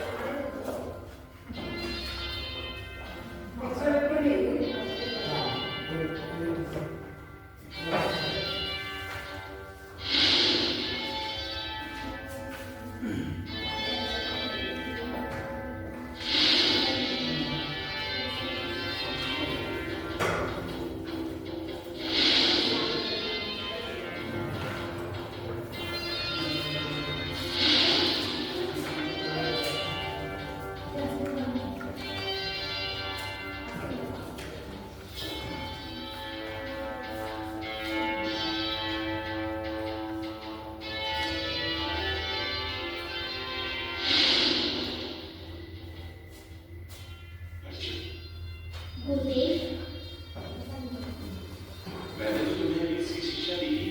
शिक्षा तो आपकी भी दी है गुरुदेव, परंतु प्रेरणा भैया की रुचि से मिली। कैसी रुचि? जो उन्हें खाने में मिलती है। मैंने देखा कि वे अंधकार में बैठे खाते हैं और उनका हाथ उनका जाने की एक बार भी नहीं झुका। मैंने पूछा कि ये संभव कैसे हुआ, तो वे बोले कि हाथों में भी आंखें होती हैं। अब यदि हाथों में भी आंखें होती हैं तो वे हाथ मार भी चला सकते हैं। इसी का प्रयास करना गुरुदेव। यदि मुझे कोई भूल भी हो तो क्षमा चाहूंगी गुरुदेव। नहीं बस नहीं, तुमने तो मेरा हित नहीं सीखी। तुम्हें एक अच्छे शिष्य के सारे लक्ष्य, क्योंकि यदि सीखने वाला ही उद्यत न हो तो सिखाने वाला सिखाएगा क्या? ज्ञान के लिए पीछे रह जाए, मन की भूमि उजागर होनी चाहिए। अर्जुन, मैं तुम्हें एक महान योद्धा होने के सारे लक्ष्य दूंगा। मैं तुम्हें सर्वश्रेष्ठ धनुर्धारी अवश्य करूंगा और ब्रह्मास्त्र का वरदान भी दूंगा। योद्धा के दो शत्रु होते, थकान और निद्रा, और उसके दो मित्र भी होते, परिश्रम और सावधानी। जिस योद्धा ने इन दोनों शत्रुओं पर विजय पा ली और जिसको ये दोनों मित्र मिल गए, वो अजय और आज में यही आशा।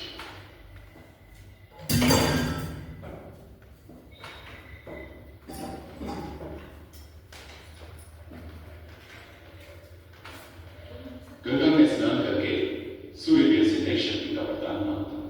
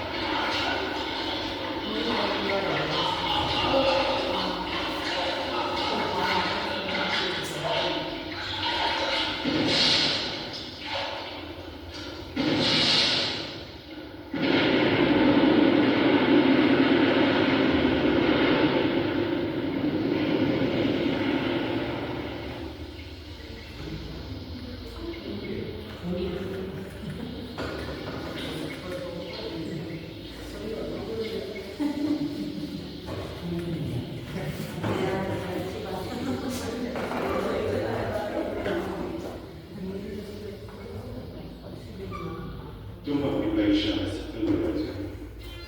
परीक्षा तुमने अच्छा सिर्फ बात नहीं बस ये हरियाली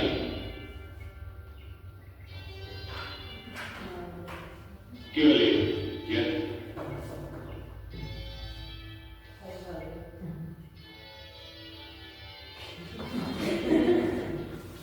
लीजिए कुछ देर घूमने में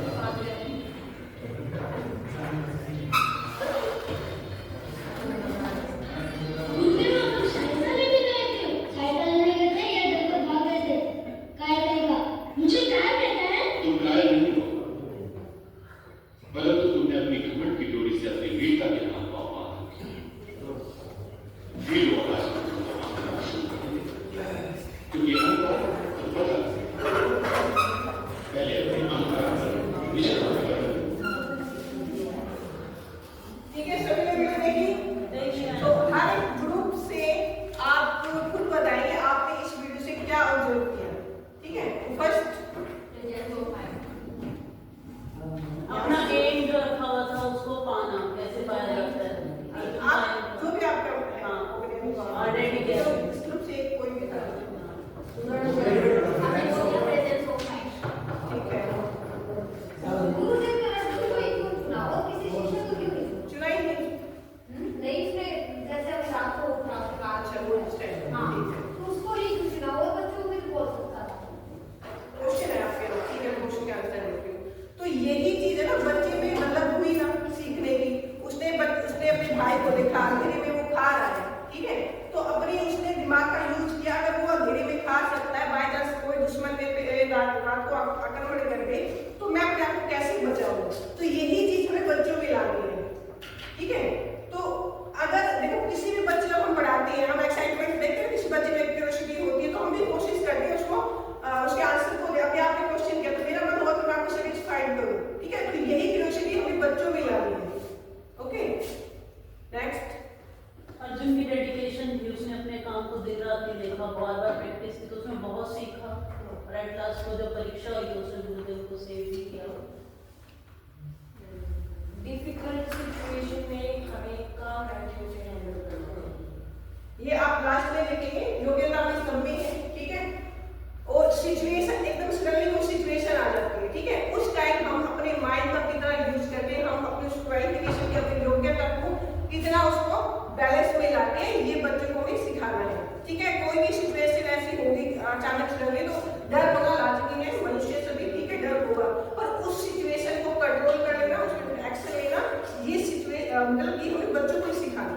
ठीक है, तो इस वजह से मुझे लगता है कि बहुत कुछ सीखने को मिल सकता है। जैसे मैंने यहाँ पे कुछ लिखे आई थिंक सभी हो गए हैं कि बच्चे के मन में भाई को खाता देखकर क्या विचार आया।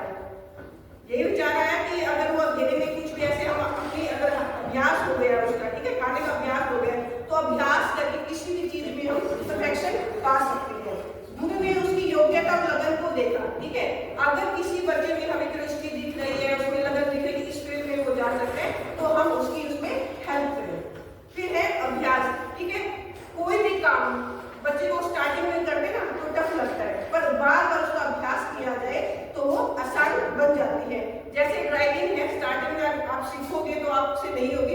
बाद में जब हम गाड़ी चलाएंगे या कुछ चलाएंगे तो हमें पता नहीं कौन सा ब्रेक कब लगाना है, कौन सा गियर चेंज है, वो ऑटोमेटिक हो जाता है।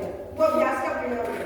परिस्थिति के अनुसार अपनी योग्यता को प्रदर्शन करना, ठीक है। किसी कार्य को सिखाने में क्या बाधा हो सकती है, जैसे गुरु ने कहा अगर हमें सीखना है तो कम से कम हमें आलस छोड़ना होगा और हमें ये अपने अंदर से निकालना होगा कि हम आराम, जैसे बच्चे चाहते हैं कि हम आराम रस्ते में रहें। ये बच्चों को मैं सिखाती हूँ, अगर आप सीखना चाह रहे हो उसके लिए आपको अभ्यास करना ही होगा, मेहनत करनी ही पड़ेगी, ठीक है। अगर खाना खाना है तो कम से कम हाथ से उठा के मुंह तक तो लेके ही जाना होगा। पेट में अगर आपको रख दी गई कम से कम उतना करना होगा, दांतों से चबाना होगा। तो कोई भी अगर हम काम कर रहे हैं तो उसके लिए जो कार्य करना है, उसके लिए जो परिश्रम करना है वो करना ही पड़ेगा। तो यही एक्टिविटी हमें बता रही कि बच्चों में ये जो स्किल्स है वो पैदा करें। अब सेकंड मॉड्यूल्स में एक आ जाता है, अब समझ में आ गया होगा आपको कि करिकुलम जो स्ट्रक्चर हमारा चेंज हो रहा है, क्यों हो रहा है, क्योंकि अंग्रेज हमें एजुकेट नहीं करना चाहते और आज की डिमांड, खुली डिमांड है कि इसमें चेंज हो। फिर है इंटरडिसिप्लिनरी अप्रोच टू लर्निंग। इसमें अब क्या आता है कि हर एक सब्जेक्ट का एक दायरा होता है, ठीक है। अब साइंस है, उसमें क्या होगा, साइंस में प्रैक्टिकल होती है, तो गणित में क्या होता है, फॉर्मूला होता है। तो जिस सब्जेक्ट की जो नीड है कम से कम वो हमें बच्चे को सिखानी ही पड़ेगी। फिर आ जाता है shift from both learning to experiential learning. तो अब हमें बच्चों को क्या है, जो रटने की जो बन चुकी है आदत, उसमें सुधार लेके आना है, उनकी थिंकिंग पे काम करना है। कोई भी चीज हो, अगर बच्चे को ये कह दिया जाए कि ये ऐसे है तो वो उसको कम से कम उसमें क्वेश्चनिंग तो करे।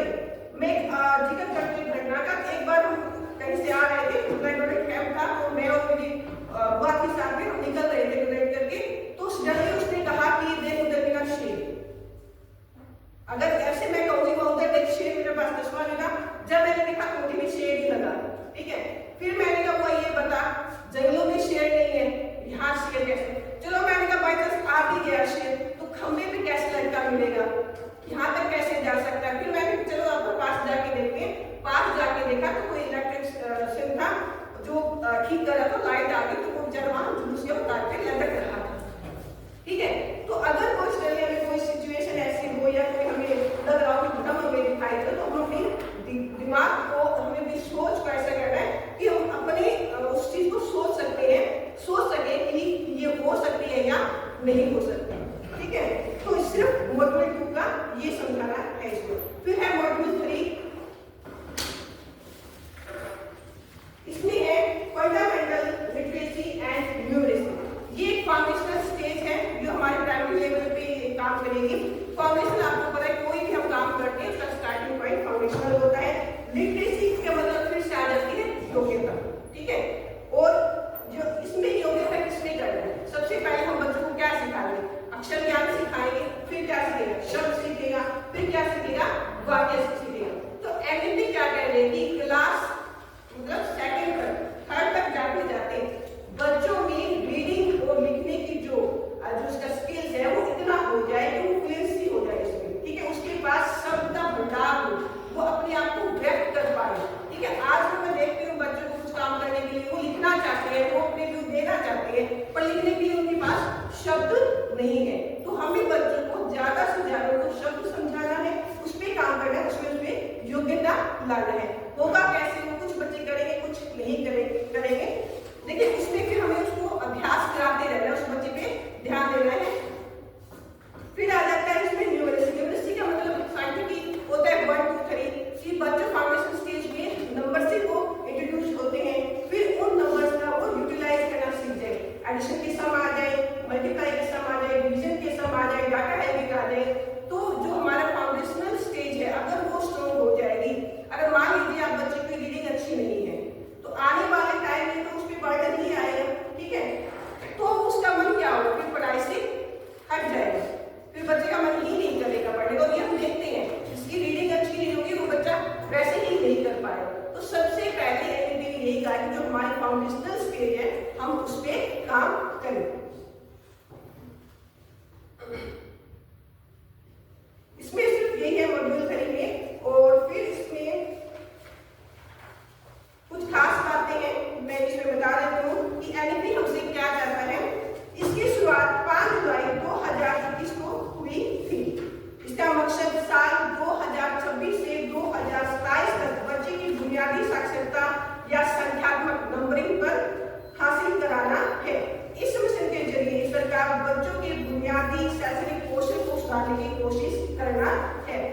स्कूलों में आधारभूत संरचना के निर्माण के लिए और बच्चों को बागवानी, खेल कूद, योग, नृत्य कला आदि से भी जोड़ना है।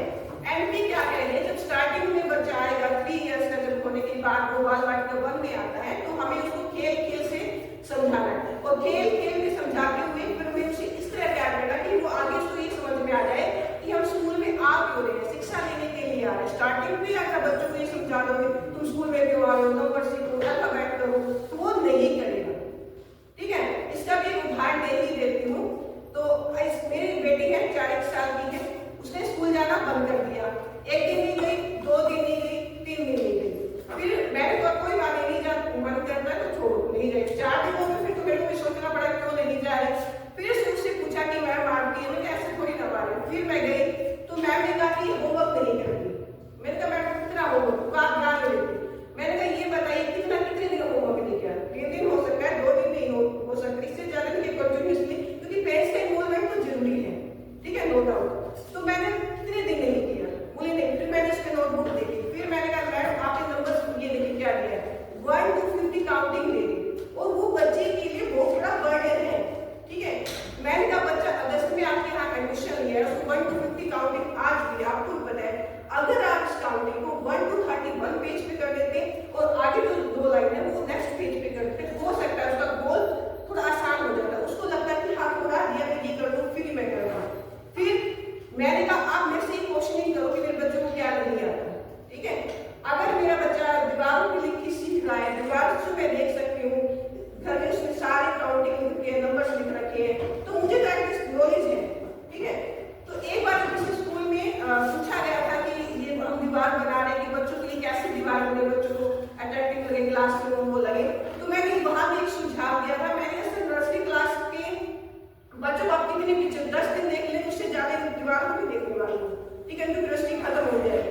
आप यहाँ पर छोटे छोटे ब्लैक बोर्ड बना दीजिए ताकि नर्सरी क्लास का बच्चा एटलीस्ट वहां बैठ रहे हो। ठीक है, 6 घंटे 7 घंटे, जो बच्चा सारा दिन घर में उद्यम मचाता हो वो 6-7 घंटे बैठेगा, कैसे उम्मीद कर रहे हो? उस बच्चे की फीलिंग को भी नहीं सोच पा रहे। ठीक है, तो कम से कम वो वहां पर दीवारों पर ब्लैक बोर्ड होगा तो कम से कम चौक से लिखेगा, चौक से लिखेगा तो हैंड मूविंग होगी, हैंड मूविंग होगी तो एटलीस्ट वो पेंसिल पे आएगा तो ऑटोमेटिक उसका हाथ चलेगा, तो अपने आप से ध्यान देना अपने आप हो जाएगा।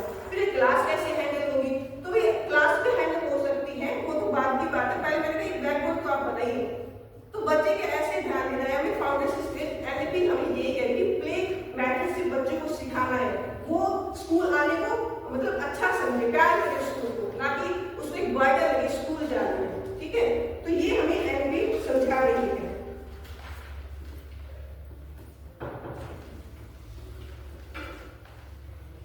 इसके भी हमने एक वीडियो चुनी है जो आपको एक्टिविटी बेस्ड दिखाई कैसे आप फाउंडेशनल जो स्टेज पे है एक्टिविटी करवा सकते हैं।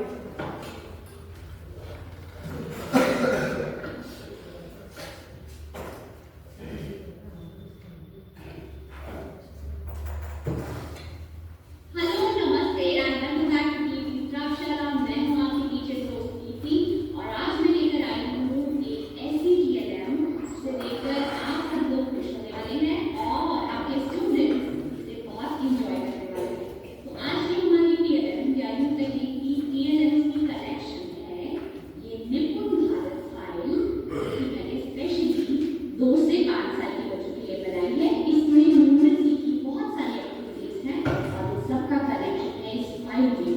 तो चलिए देखते हैं ये जादू का पिटारा, इसके अंदर हमने क्या क्या डाला है और इसे कैसे बनाना है। तो सबसे पहले पेज पर हमने बनाया है नंबर रिप्रेजेंटेशन के लिए ये सब।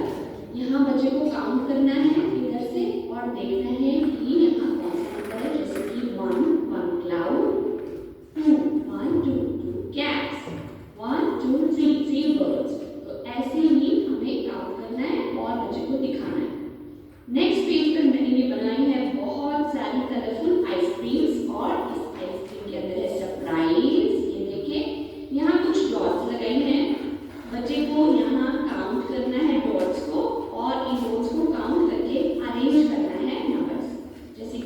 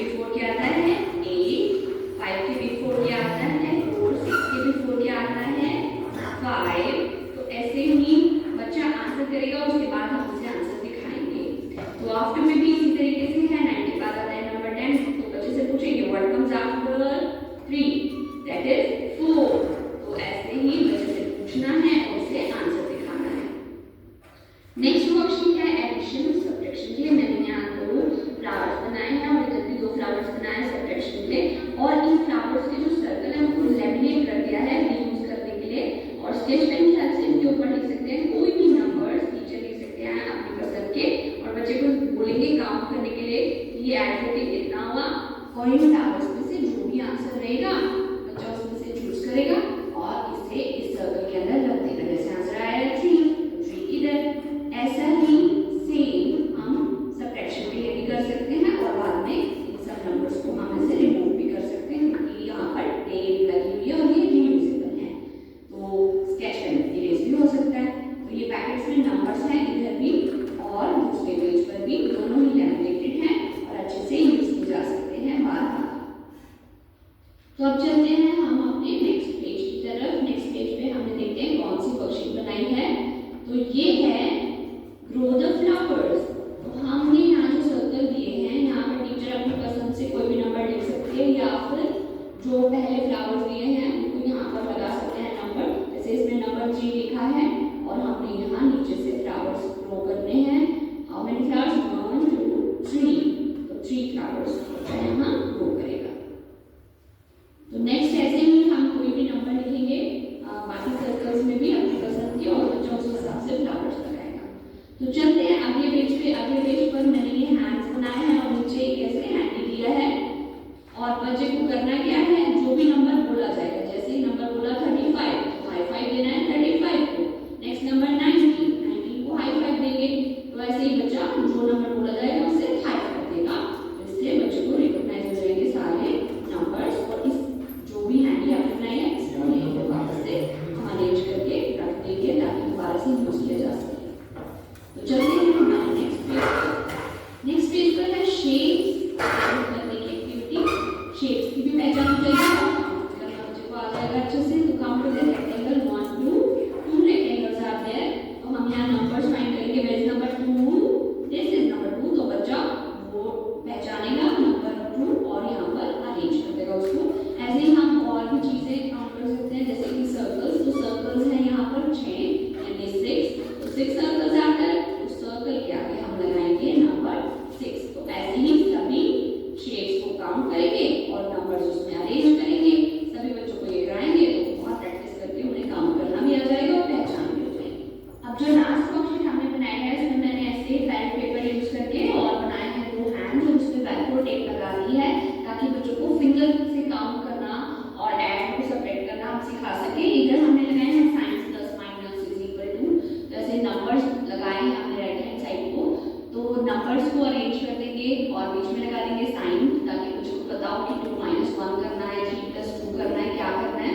तो कोई भी हम नंबर्स देंगे बच्चे को और बच्चा हैंड्स की फिंगर्स की मदद से उसको सॉल्व करेगा। तो यहाँ माइनस करना है 5 में से 3, तो 5 फिंगर्स में से हम 3 को ऐसे फोल्ड कर देंगे और आप बच्चों को बोलेंगे चलो काउंट करो remaining fingers. There are 2 fingers left.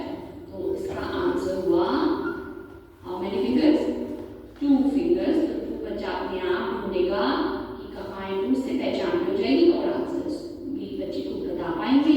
तो ये थी पूरी हमारी निपुण भारत यूनिवर्सिटी की फाइल। वैसे ही फाइल मैं शेयर करूँगी आपसे जिसमें हम लिटरेसी की एक्टिविटीज भी डाल देंगे।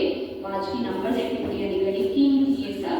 तो आई होप आप सबको पसंद आई होगी। ये थी ऑर्डर कर बनी हुई फाइल, इसमें ऑर्डर की थी। आप भी अपना फेवरेट क्राफ्ट ऑर्डर कर सकते हैं। ऑर्डर करने के लिए डिस्क्रिप्शन में दिए गए व्हाट्सएप नंबर पर आप मैसेज कर सकते हैं या फिर मुझे इंस्टाग्राम पे जो। अच्छा ये आप पैटर्न वाला करवा दीजिए। मैं 1 मिनट पैटर्न थोड़ा सा सही करा दूँ। मुझे नहीं माइक कर देना।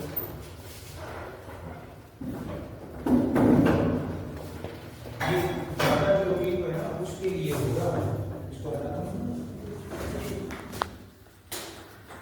ये ज़्यादा जरूरी को होगा इसके लिए अपना वाला 4 स्टेजेस बनाई गई हैं। पहली हो गई अपनी फाउंडेशनल, उसमें बड़ी भी बॉक्स से बने हुए थे। 5 बोला है इसको फाउंडेशनल, 3 to 5 फाउंडेशनल स्टेज है ना। यहाँ 5 का मतलब सभी को पता है। इसके बाद 3 to 5, इसके बाद 6 to 8, इसके बाद 4 है ना, जिसको आप 5 + 3 + 3 + 4 बोलेंगे। बच्चे के एडमिशन की एज क्या है? 3 इयर्स मिनिमम, इससे कम तो होनी नहीं चाहिए। 3 इयर्स एडमिशन का मतलब यहाँ ये हो गया कि बच्चा पहले क्या करता था, नर्सरी में आता था, फिर LKG में जाता था, और फिर UKG में, फिर फर्स्ट में, और फिर सेकंड में। अब यहाँ पर क्या कर दिया सरकार ने, या जो अपनी NEP 2020 में यहाँ पर ये कर दिया कि बच्चा अब नर्सरी क्लास में आएगा तो मिनिमम उसकी एज कितनी होनी चाहिए? इसको फाउंडेशनल इसलिए माना गया है कि ये जो 3 साल होंगे ना, ये जो 3 के भी बल्कि 5 साल ऐसे माने गए हैं बच्चे के लिए कि बच्चे को बिल्कुल घर जैसा एनवायरनमेंट देना है। कैसा एनवायरनमेंट देना है? घर जैसा। जैसे 3 साल का बच्चा, 4 साल का बच्चा घर पे क्या करता है, खासकर नर्सरी क्लास में मैडम आप नर्सरी एलकेजी की किसी को ज़्यादा जरूरी कीजिए, even for first and second also, क्योंकि 5 जो है इसी में आ गया ना। ये प्राइमरी जो स्टेज बनाई है ये 8 साल तक की बनाई है, ये 8 इयर्स को कवर कर रहा है। ये 5 जो है 3 साल तो बच्चे की उम्र के लिए होगी, 3 साल में बच्चा एडमिशन लेगा, 5 साल यहाँ कवर करेगा इन 5 क्लासेस के अंदर, तो ये 8 साल की एज इसमें इन्होंने कवर करेगा। अब बच्चा घर पे क्या करता है 3 या 4 साल का? घर पे मिट्टी में खेलेगा, यही तो करता है, कुछ नहीं तोड़ेगा फोड़ेगा, यानी बच्चे को जो अच्छा लगता है वही करता है। बच्चे को स्कूल के अंदर वही एनवायरनमेंट देना है इन 5 साल के दौरान। ये जो फाउंडेशनल स्टेज है इसमें यही एनवायरनमेंट देना है।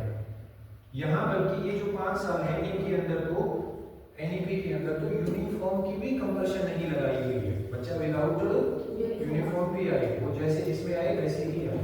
बच्चा स्कूल से घर जाने के बाद क्या करता है, मेनली क्या करता है?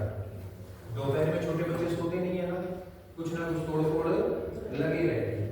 क्या करेंगे वो?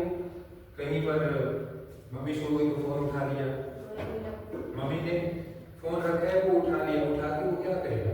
खेलेगा उससे। मतलब वो बच्चा इंफॉर्मेशन एंड कम्युनिकेशन टेक्नोलॉजी का आदी है। तो स्कूल के अंदर भी हमें ये सारी चीजें, इनके ऊपर इनको वीडियोस दिखाना, कार्टून दिखाना। आपकी क्लासेस में टीवी लगे ना, मैं बोलता हूँ कार्टून चलाओ, ये चलाओ, वो चलाओ, तो पार्शियली तो NEP हम पहले फॉलो कर रहे हैं, यही पर्पज है इसका। तो इसका मतलब ये नहीं टीवी तभी चलाना है जब बच्चा रो रहा है, इसका मतलब ये नहीं है। दूसरा, ये जो 5 साल है, इन 5 साल को आउट ऑफ एग्जाम कर दिया। यहाँ एग्जाम का पैटर्न ही नहीं है, बच्चे को बस प्रोमोट करते रहना उम्र के हिसाब से। 4 साल का बच्चा आ जाएगा तो बाल वाटिका 2, 5 का आ गया तो बाल वाटिका 3, उम्र के हिसाब से उसको वहीं ले लो और खेल खेल में उसको पढ़ा दो। अब ये जो अभी इससे पहले आप वीडियो देख रहे थे, छोटी क्लासेस के लिए जरूरी है, बट एज अ टीचर हमें पता होना चाहिए, बिगिनिंग से लेकर लास्ट तक पता होना चाहिए NEP का, जो आज हम सारी चीजें कवर करेंगे। अब जो आपको वीडियो दिखाई गई थी वो थी FLN से रिलेटेड। इसका मतलब होगा फाउंडेशनल लिटरेसी एंड न्यूमेरेसी। सरकार कह रही है कि इस फाउंडेशनल स्टेज के ऊपर बच्चा खेले, बच्चा स्कूल में खेले, लेकिन खेल के साथ साथ करना क्या है, उसका एक विकास करना है। पहला कौन सा विकास? P यानी फिजिकल। दूसरा कौन सा था? C यानी कॉग्निटिव। तीसरा क्या था? सोशल यानी S, और तीसरा E यानी इमोशनल। अब इन 5 साल के अंदर बच्चे की ये जो 4 पैरामीटर से इनके ऊपर विकास होना चाहिए। बच्चे को पता है 3 साल के लाके स्कूल में छोड़ दिया, बच्चा रोए जा रहा है, और स्कूल को बच्चा बर्डन मान रहा है कि स्कूल में तो मारते हैं, स्कूल में तो पीटते हैं। बच्चे को ये रियलाइज होना चाहिए कि वो घर में ही है और वो अपने फ्रेंड्स के साथ है और वो सब काम कर रहा है जो उसको घर पे करने पसंद है। बच्चा मिट्टी में हो रहा है, होने दो, ठीक है। बच्चा इधर दौड़ रहा है, दौड़ने दो। बच्चा झूला झूल रहा है, झूलने दो। इसीलिए तो स्कूलों में, प्राइमरी स्कूलों में भी प्राइमरी के कंसेप्ट में झूले वगैरह सब डाले हुए। बच्चा घर से कोई चीज लेके आया है खेलने के लिए, अपना खिलौना लेके आया है, खेलने दो। लेके आ रहा है, आने दो। अपने फ्रेंड्स के साथ खेलने के लिए आया है। बच्चा घर से खाने पीने की कोई चीज लेके आया है, साथ में बैठ के खा रहा है, खाने दो। घर पे बच्चा क्या जब मन करता है तभी खाना शुरू हो जाता है। यहाँ पर जब मन करे तभी टिफिन को लेते हैं, छोटे वाले जब मन पढ़ाई है उसमें से तो प्राइवेट स्कूल में भी चीजें फॉलो हो रही है, पहले अब भी हो रही है, लेकिन अब थोड़ा और डीपली इसको लेना है कि हाँ ये एनईपी के तहत है ये चीज। अब बच्चा क्या करेगा फाउंडेशनल स्टेज पर, जब बच्चा स्कूल में खेलेगा दौड़ेगा, फिजिकल ग्रोथ हो रही है, उसको कहीं रियलाइज अच्छा उसको टाई बेल्ट में बांध के बैठा दिया, फिर बाबू बन के बैठा है, हिलना नहीं है, नहीं गर्दन ऐसे नहीं करनी, गर्दन ऐसे नहीं करनी, फिजिकल ग्रोथ हो पाएगी उसकी? नहीं हो पाएगी, उसको बैठा ही नहीं रखना है डेस्क पर। इसीलिए मैं कहता हूँ छोटे बच्चों को बाहर लेकर जाना ही जाना है। दूसरा इसमें क्या था, कॉग्निटिव। कॉग्निटिव का मतलब होता है, हिंदी में बोलते हैं इसको संज्ञानात्मक, यही होता है संज्ञानात्मक। अब आप कहोगे संज्ञानात्मक क्या होता है, थोड़ा भारी भरकम सा वर्ड आ गया संज्ञानात्मक, है ना, हिंदी के तो बड़े मुश्किल होते हैं। तो क्या होता है संज्ञानात्मक? माइंड का होता है, हाँ जी, सोचने की क्षमता का विकास करना। और क्या हो सकता है? ऐसे बच्चों से भी पूछने में क्लास में, बड़ी क्लासेस के लिए ऐसे उनको क्वेश्चन दे देना, सोचते रहेंगे। आपको आपके सामने 30 बच्चे बैठे और आप एक क्वेश्चन दे रहे हो तो आपके पास 30 आंसर आ जाएंगे, आएंगे ना, 30 आंसर आएंगे तो 30 में से 2-3 तो ठीक होंगे ही होंगे। तो संज्ञानात्मक का मतलब होता है सन, जहाँ सन लग जाता है मतलब साथ, ज्ञानात्मक यानी ज्ञान, नॉलेज, उसकी नॉलेज भी साथ के साथ बढ़ती रहे। अब 5 साल ये फाउंडेशन स्टेज के इंपॉर्टेंट है। सिर्फ बच्चे को खेल खेल खेल नहीं रखेंगे तो पढ़ाई कब करेगा, वो भी जरूरी है, पर पढ़ाई ऐसे कर देनी है उसकी कि उसको पता भी ना लगे कि तू पढ़ भी रहा है, क्या तू सीख रहा है कुछ, और कैसे वो भी खेल में। ये एफएलएन की जो एक्टिविटी थी उसमें गिनती सिखा रहे हैं।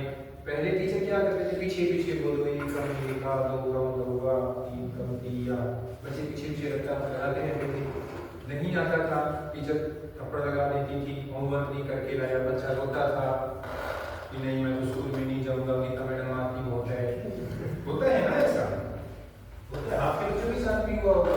बच्चे स्कूल में आने से डरते हैं, डराना नहीं है। स्कूल बच्चे के लिए एक फन सेंटर होना चाहिए, बच्चे का मन करना चाहिए कि मैं तो स्कूल में जा रहा हूँ, वहाँ मेरे फ्रेंड्स हैं और वहाँ मेरे टीचर्स हैं, वो मतलब इंजॉय करेंगे वहाँ। तो खेल खेल में बच्चे को गिनती सिखा दी। क्या सिखा दी? गिनती कैसे सिखाई? जैसे आपने बताया दौड़ दे दिए, 1 2 3, तीनों बेटा कितने, 3 है, अच्छा वो बता रहे थे वो आइसक्रीम उसके अंदर सेट करनी, वो 3 के अंदर 3 के बाद क्या आएगा, 4 आएगा, वो ब्लैंक छोड़ दिया। वो खेल खेल में सीख रहे हैं। वो रंग बिरंगी चीजें उसको ला के दे दी, तो रंग बिरंगी चीजों से बच्चा अट्रैक्ट होता है ना। किताबें क्यों होती है रंग बिरंगी? किताबें क्यों होती है? बच्चे की जो न्यूरॉन्स होते हैं वो कलरफुल दुनिया ज्यादा देखते हैं। हम भी छोटे होते थे तो सपने लेते थे ना, लेते थे या नहीं लेते थे? सबका सपना होता है, कुछ ना कुछ होना चाहिए। और इसको कहते हैं, हम जो सपना लेते हैं ना बिलीव में, वो आगे जाके हमारे जैसे सपने लेने वाले लाखों लोग होते हैं, हम नहीं कर पाते, कुछ लोग कर देते हैं। मैं अपना बताता हूँ, बचपन में मैं जब तीसरी या चौथी क्लास में होता था ना, तो मैं अपने दोस्तों के साथ बैठ के बात करता था कि मैं जब बड़ा होऊंगा ना, फिल्में देखते थे, वो अमिताभ बच्चन की फिल्में देखते थे, तो मैं कहता था मैं सिगरेट पिया करूँगा बड़ा होगा, और मैं वो लंबे वाली कार लेके अपना सारे दोस्त मुंबई चलेंगे। उस समय मुंबई नाम होता था उसका, मुंबई नहीं होता, मुंबई चलेंगे और खुद ही छत वाली कार होगी, ठीक है। मैं बच्चे की मेंटेलिटी बता रहा हूँ, खुली छत वाली कार होगी, और उस वो कार है ना, फिर वो एक साथ में कहता था यार खुली छत वाली कार होगी, मुंबई जाएंगे, रास्ते में बारिश आ गई तो भीगेंगे, यहाँ उसकी क्रिटिकल थिंकिंग होती थी। फिर मैं भी अपना आइडिया देता था, मैं कहता मैं ऐसी गाड़ी में बटन लगाऊंगा, उसको दबाते छत बन जाएगी, पीछे छत बंद हो जाएगी। आज वो गाड़ियाँ हैं ना मार्केट में, बंद भी हो जाती है आगे जाके, समझे? उस समय नहीं होती, उस समय वो गाने आते थे, वो खुली गाड़ी में गाने गाते थे, वो राजेश खन्ना वाला, लोग किसी कंटेस्टा की गाड़ी आती थी, वो गाना था वो राजेंद्र कुमार वाला, वो गाता था उसमें, वो फिर एक्सीडेंट हो जाता है, मर जाता है गाड़ी के एंड में। नहीं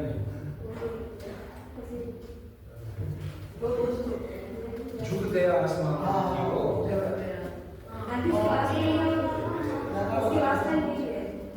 कौन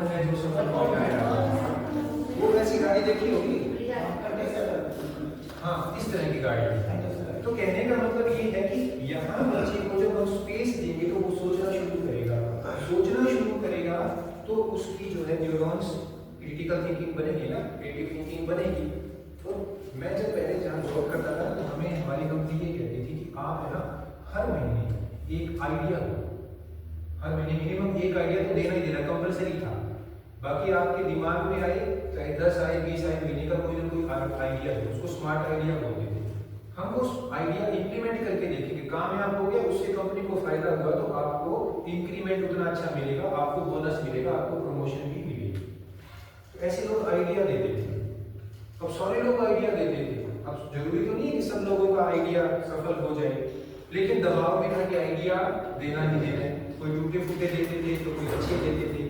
ऐसा कर करके कंपनी लाखों रुपए महीने का बचा लेती थी। लोग ये आइडिया देते थे कि ये कर लो, ये कर लो, ये कर लो, प्रोडक्टिविटी कैसे बढ़ानी है, ये कर लो, वो कर लो। बच्चा क्या करता है, बच्चे की क्षमता होती है सोचने की, वो हमसे ज्यादा सोच लेता है, ठीक है। तो यहाँ क्या होता है, ये जो FLM का पार्ट कवर कर दिया, बच्चे ने खेल के लिए क्या सीखी, न्यूमेरिक्स सीखी। न्यूमेरिक्स तो सीख रहा है ना बच्चा, 1 2 3 4, तो खेल के लिए न्यूमेरिकल चीजें सीख गया, समझ रहे हो। इसी तरीके से लिटरेसी की बात करते हो, लिटरेट तो हो ही रहा है ना बच्चा, खेल के लिए लिटरेट तो हो ही रहा है।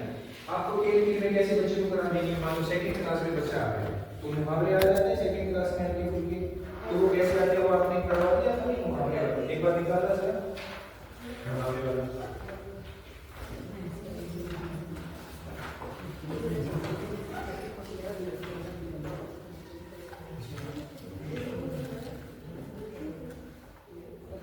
चलो ये एक एक्टिविटी भी हो जाएगी आपके लिए।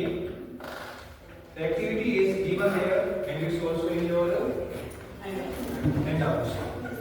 ओके, आप सबको करना क्या है,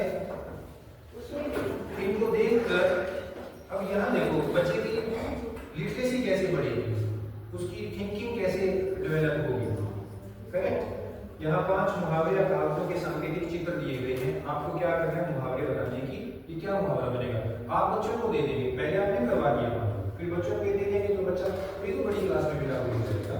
तो बच्चा क्या करेगा, इसको देखेगा, देख के क्या कहेगा कि ये क्या है, कौन सा मुहावरा बन रहा है, आस्तीन का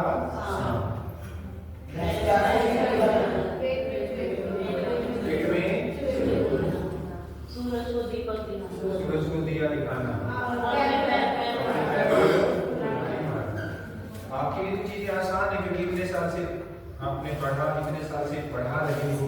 बच्चे के लिए बड़ा फन होगा, बच्चे के लिए होगा या नहीं होगा, कोर्स होगा, बच्चा कहेगा भी हमने बहुत कुछ बात सीखा। ये बताओ, जिसकी लाठी उसकी है, जिसकी लाठी उसकी है, वैसे ये पूरा बर्तन बराबर से तो पेट भर जाएगा इसका, थोड़ा रखना था। इसके आगे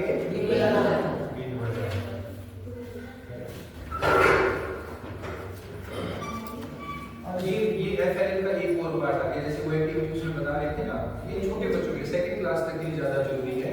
और देखो फाउंडेशन मजबूती तो बच्चे की वहीं से बनेगी ना, जब यहाँ पर बच्चा स्ट्रॉन्ग हो जाएगा। यहाँ इन 5 साल में बच्चे का अगर पढ़ाई में इंटरेस्ट क्रिएट हो गया ना, तो बच्चा आगे जाके रुकना भी नहीं है। और एग्जामिनेशन सिस्टम है ही नहीं उसमें, तो पेपर सिस्टम तो है ही नहीं, पेपर सिस्टम तो थोड़ा बहुत हो रहा है NEP के तहत। अब ये एक्टिविटीज हैं, आप देख सकते हैं कैसे read the number word and colour. यहाँ 3 लिखा है, 3 को यहाँ 5 है तो उसको कलर करो, इसको कलर कर दो, साथ ही साथ कलरिंग भी आ रही है। यानी आप पढ़ाई के अंदर आर्ट भी डाल रहे हो, डाल रहे हो ना। और इसी को ही NEP के अंदर आर्ट इंटीग्रेशन कहा गया है। अभी ट्रेनिंग भी होनी है 12 तारीख को विद्या भारती स्कूल में, 10-12 टीचर्स आर्ट इंटीग्रेशन का। तो आर्ट इंटीग्रेशन के ऊपर कि पढ़ाई के अंदर हम आर्ट को कैसे ऐड कर सकते हैं, किया जा सकता है ना, मैथ में भी किया जा सकता है, साइंस में भी किया जा सकता है। ये जो मॉडल्स होते हैं, ये जो प्रोजेक्ट्स होते हैं, ये आर्ट इंटीग्रेशन ही तो है। इसको व्यापक स्तर पर करना है और अच्छे स्तर पर करना है, ये पर्पस है इसका। चलिए फिर वही आ गया, सोचो ईंट से ईंट बजाना, ईंट से ईंट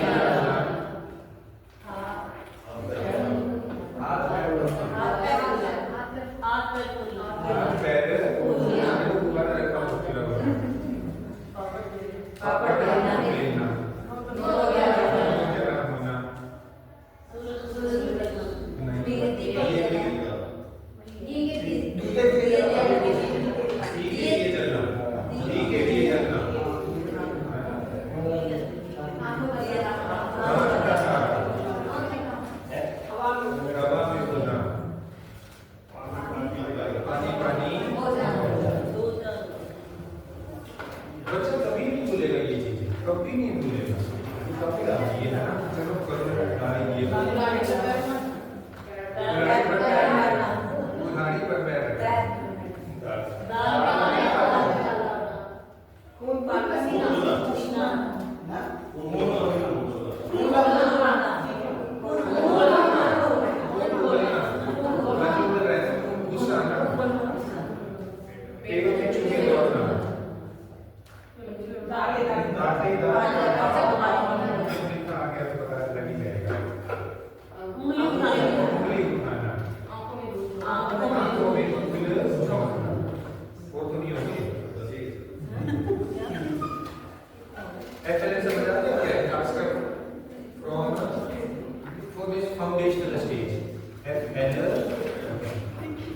फाउंडेशनल लिटरेसी एंड लिटरेसी। खेल खेल में बच्चे को लिटरेसी सिखा देना। खेल खेल में, अब ये खेल खेल में मुहावरे कर दिए ना, ये एग्जांपल था। खेल खेल में ही बच्चे को शब्दों की जानकारी दे देना, खेल खेल में है गाना आम सिखा देना, उसको पता भी ना लगे पढ़ भी रहे, और स्कूल में आने से बच्चा कतराए नहीं हुए। आंगनबाड़ी का कंसेप्ट क्या है, इसी में आता है। ये 5 में जो आता है ना, अगर आप एनपी को देखोगे तो इसमें साफ साफ आता है कि आंगनबाड़ी पर लिखा हुआ है कि 3 साल का बच्चा जो है वो आंगनबाड़ी में या प्ले स्कूल में या प्री प्राइमरी या क्लास में कहीं ना कहीं जाए, घर पे ना रहे 3 साल का होने के बाद, क्योंकि ऑब्वियस सी बात है 3 साल का बच्चा है तो वो तो अभी बिल्कुल छोटा है, लेकिन 3 साल के बाद तो जाए ही जाए। तो आंगनबाड़ी का कंसेप्ट क्या है, यही तो कंसेप्ट है। आंगनबाड़ी में करते क्या है, पढ़ाते हैं, नहीं पढ़ाते, लेकिन आंगनबाड़ी को एक वो बना रखे हैं, एक टैबू बना रखे हैं कि यहाँ तो जो है किसी गरीब का बच्चा नहीं जाएगा। लेकिन आंगनबाड़ी में जो खाना मिलता है कितना पौष्टिक आहार, सरकार के प्रॉपर शेड्यूल है कि किस दिन कितना कितना कैल्शियम वाला वीक में दे रहे हैं, कितना प्रोटीन वाला दे रहे हैं, कितना विटामिन वाला दे रहे हैं। प्रॉपर मिड डे मील जो है ये क्या है, यही तो चीज़ है। ठीक है, तो हमें भी स्कूल में ये चीज़ लागू करके टीचर्स चाहें तो अपने खाने का भी शेड्यूल बना सकते हैं बच्चों का कि आज आप ये लेके आओगे, आज आप ये लेके आओगे, ताकि बच्चों को बैलेंस भी डाइट भी मिलती है। अच्छा खाना खाएंगे तभी तो बच्चे स्वस्थ सोचेंगे, वरना क्या होगा, बीमार पड़ेंगे, बीमार रहेंगे, स्कूल में नहीं आएंगे, पढ़ाई नहीं हो पाएगी, फिर एनपी वगैरह तो कभी लागू होगी ना जब बच्चा स्कूल में आएगा। ठीक है, इसके बाद कौन सा मॉड्यूल है आपका, यही है क्या मॉड्यूल को, ये कौन कराएगा, हो गया। इंक्लूसिव एजुकेशन, वैसे पीछे भी बताया था, इंक्लूसिव का मतलब क्या होता है, समावेशी। सब बच्चों को, दिव्यांग बच्चों को, नॉर्मल बच्चे को, इंटेलिजेंट बच्चे को, संधि विच्छेद करो समावेशी का। सब निर्मला मैडम हिंदी वाले को करी देंगे समावेशी, सम जमा आवेश, सम जमा आवेश, आवेश का मतलब क्या है, आवेश में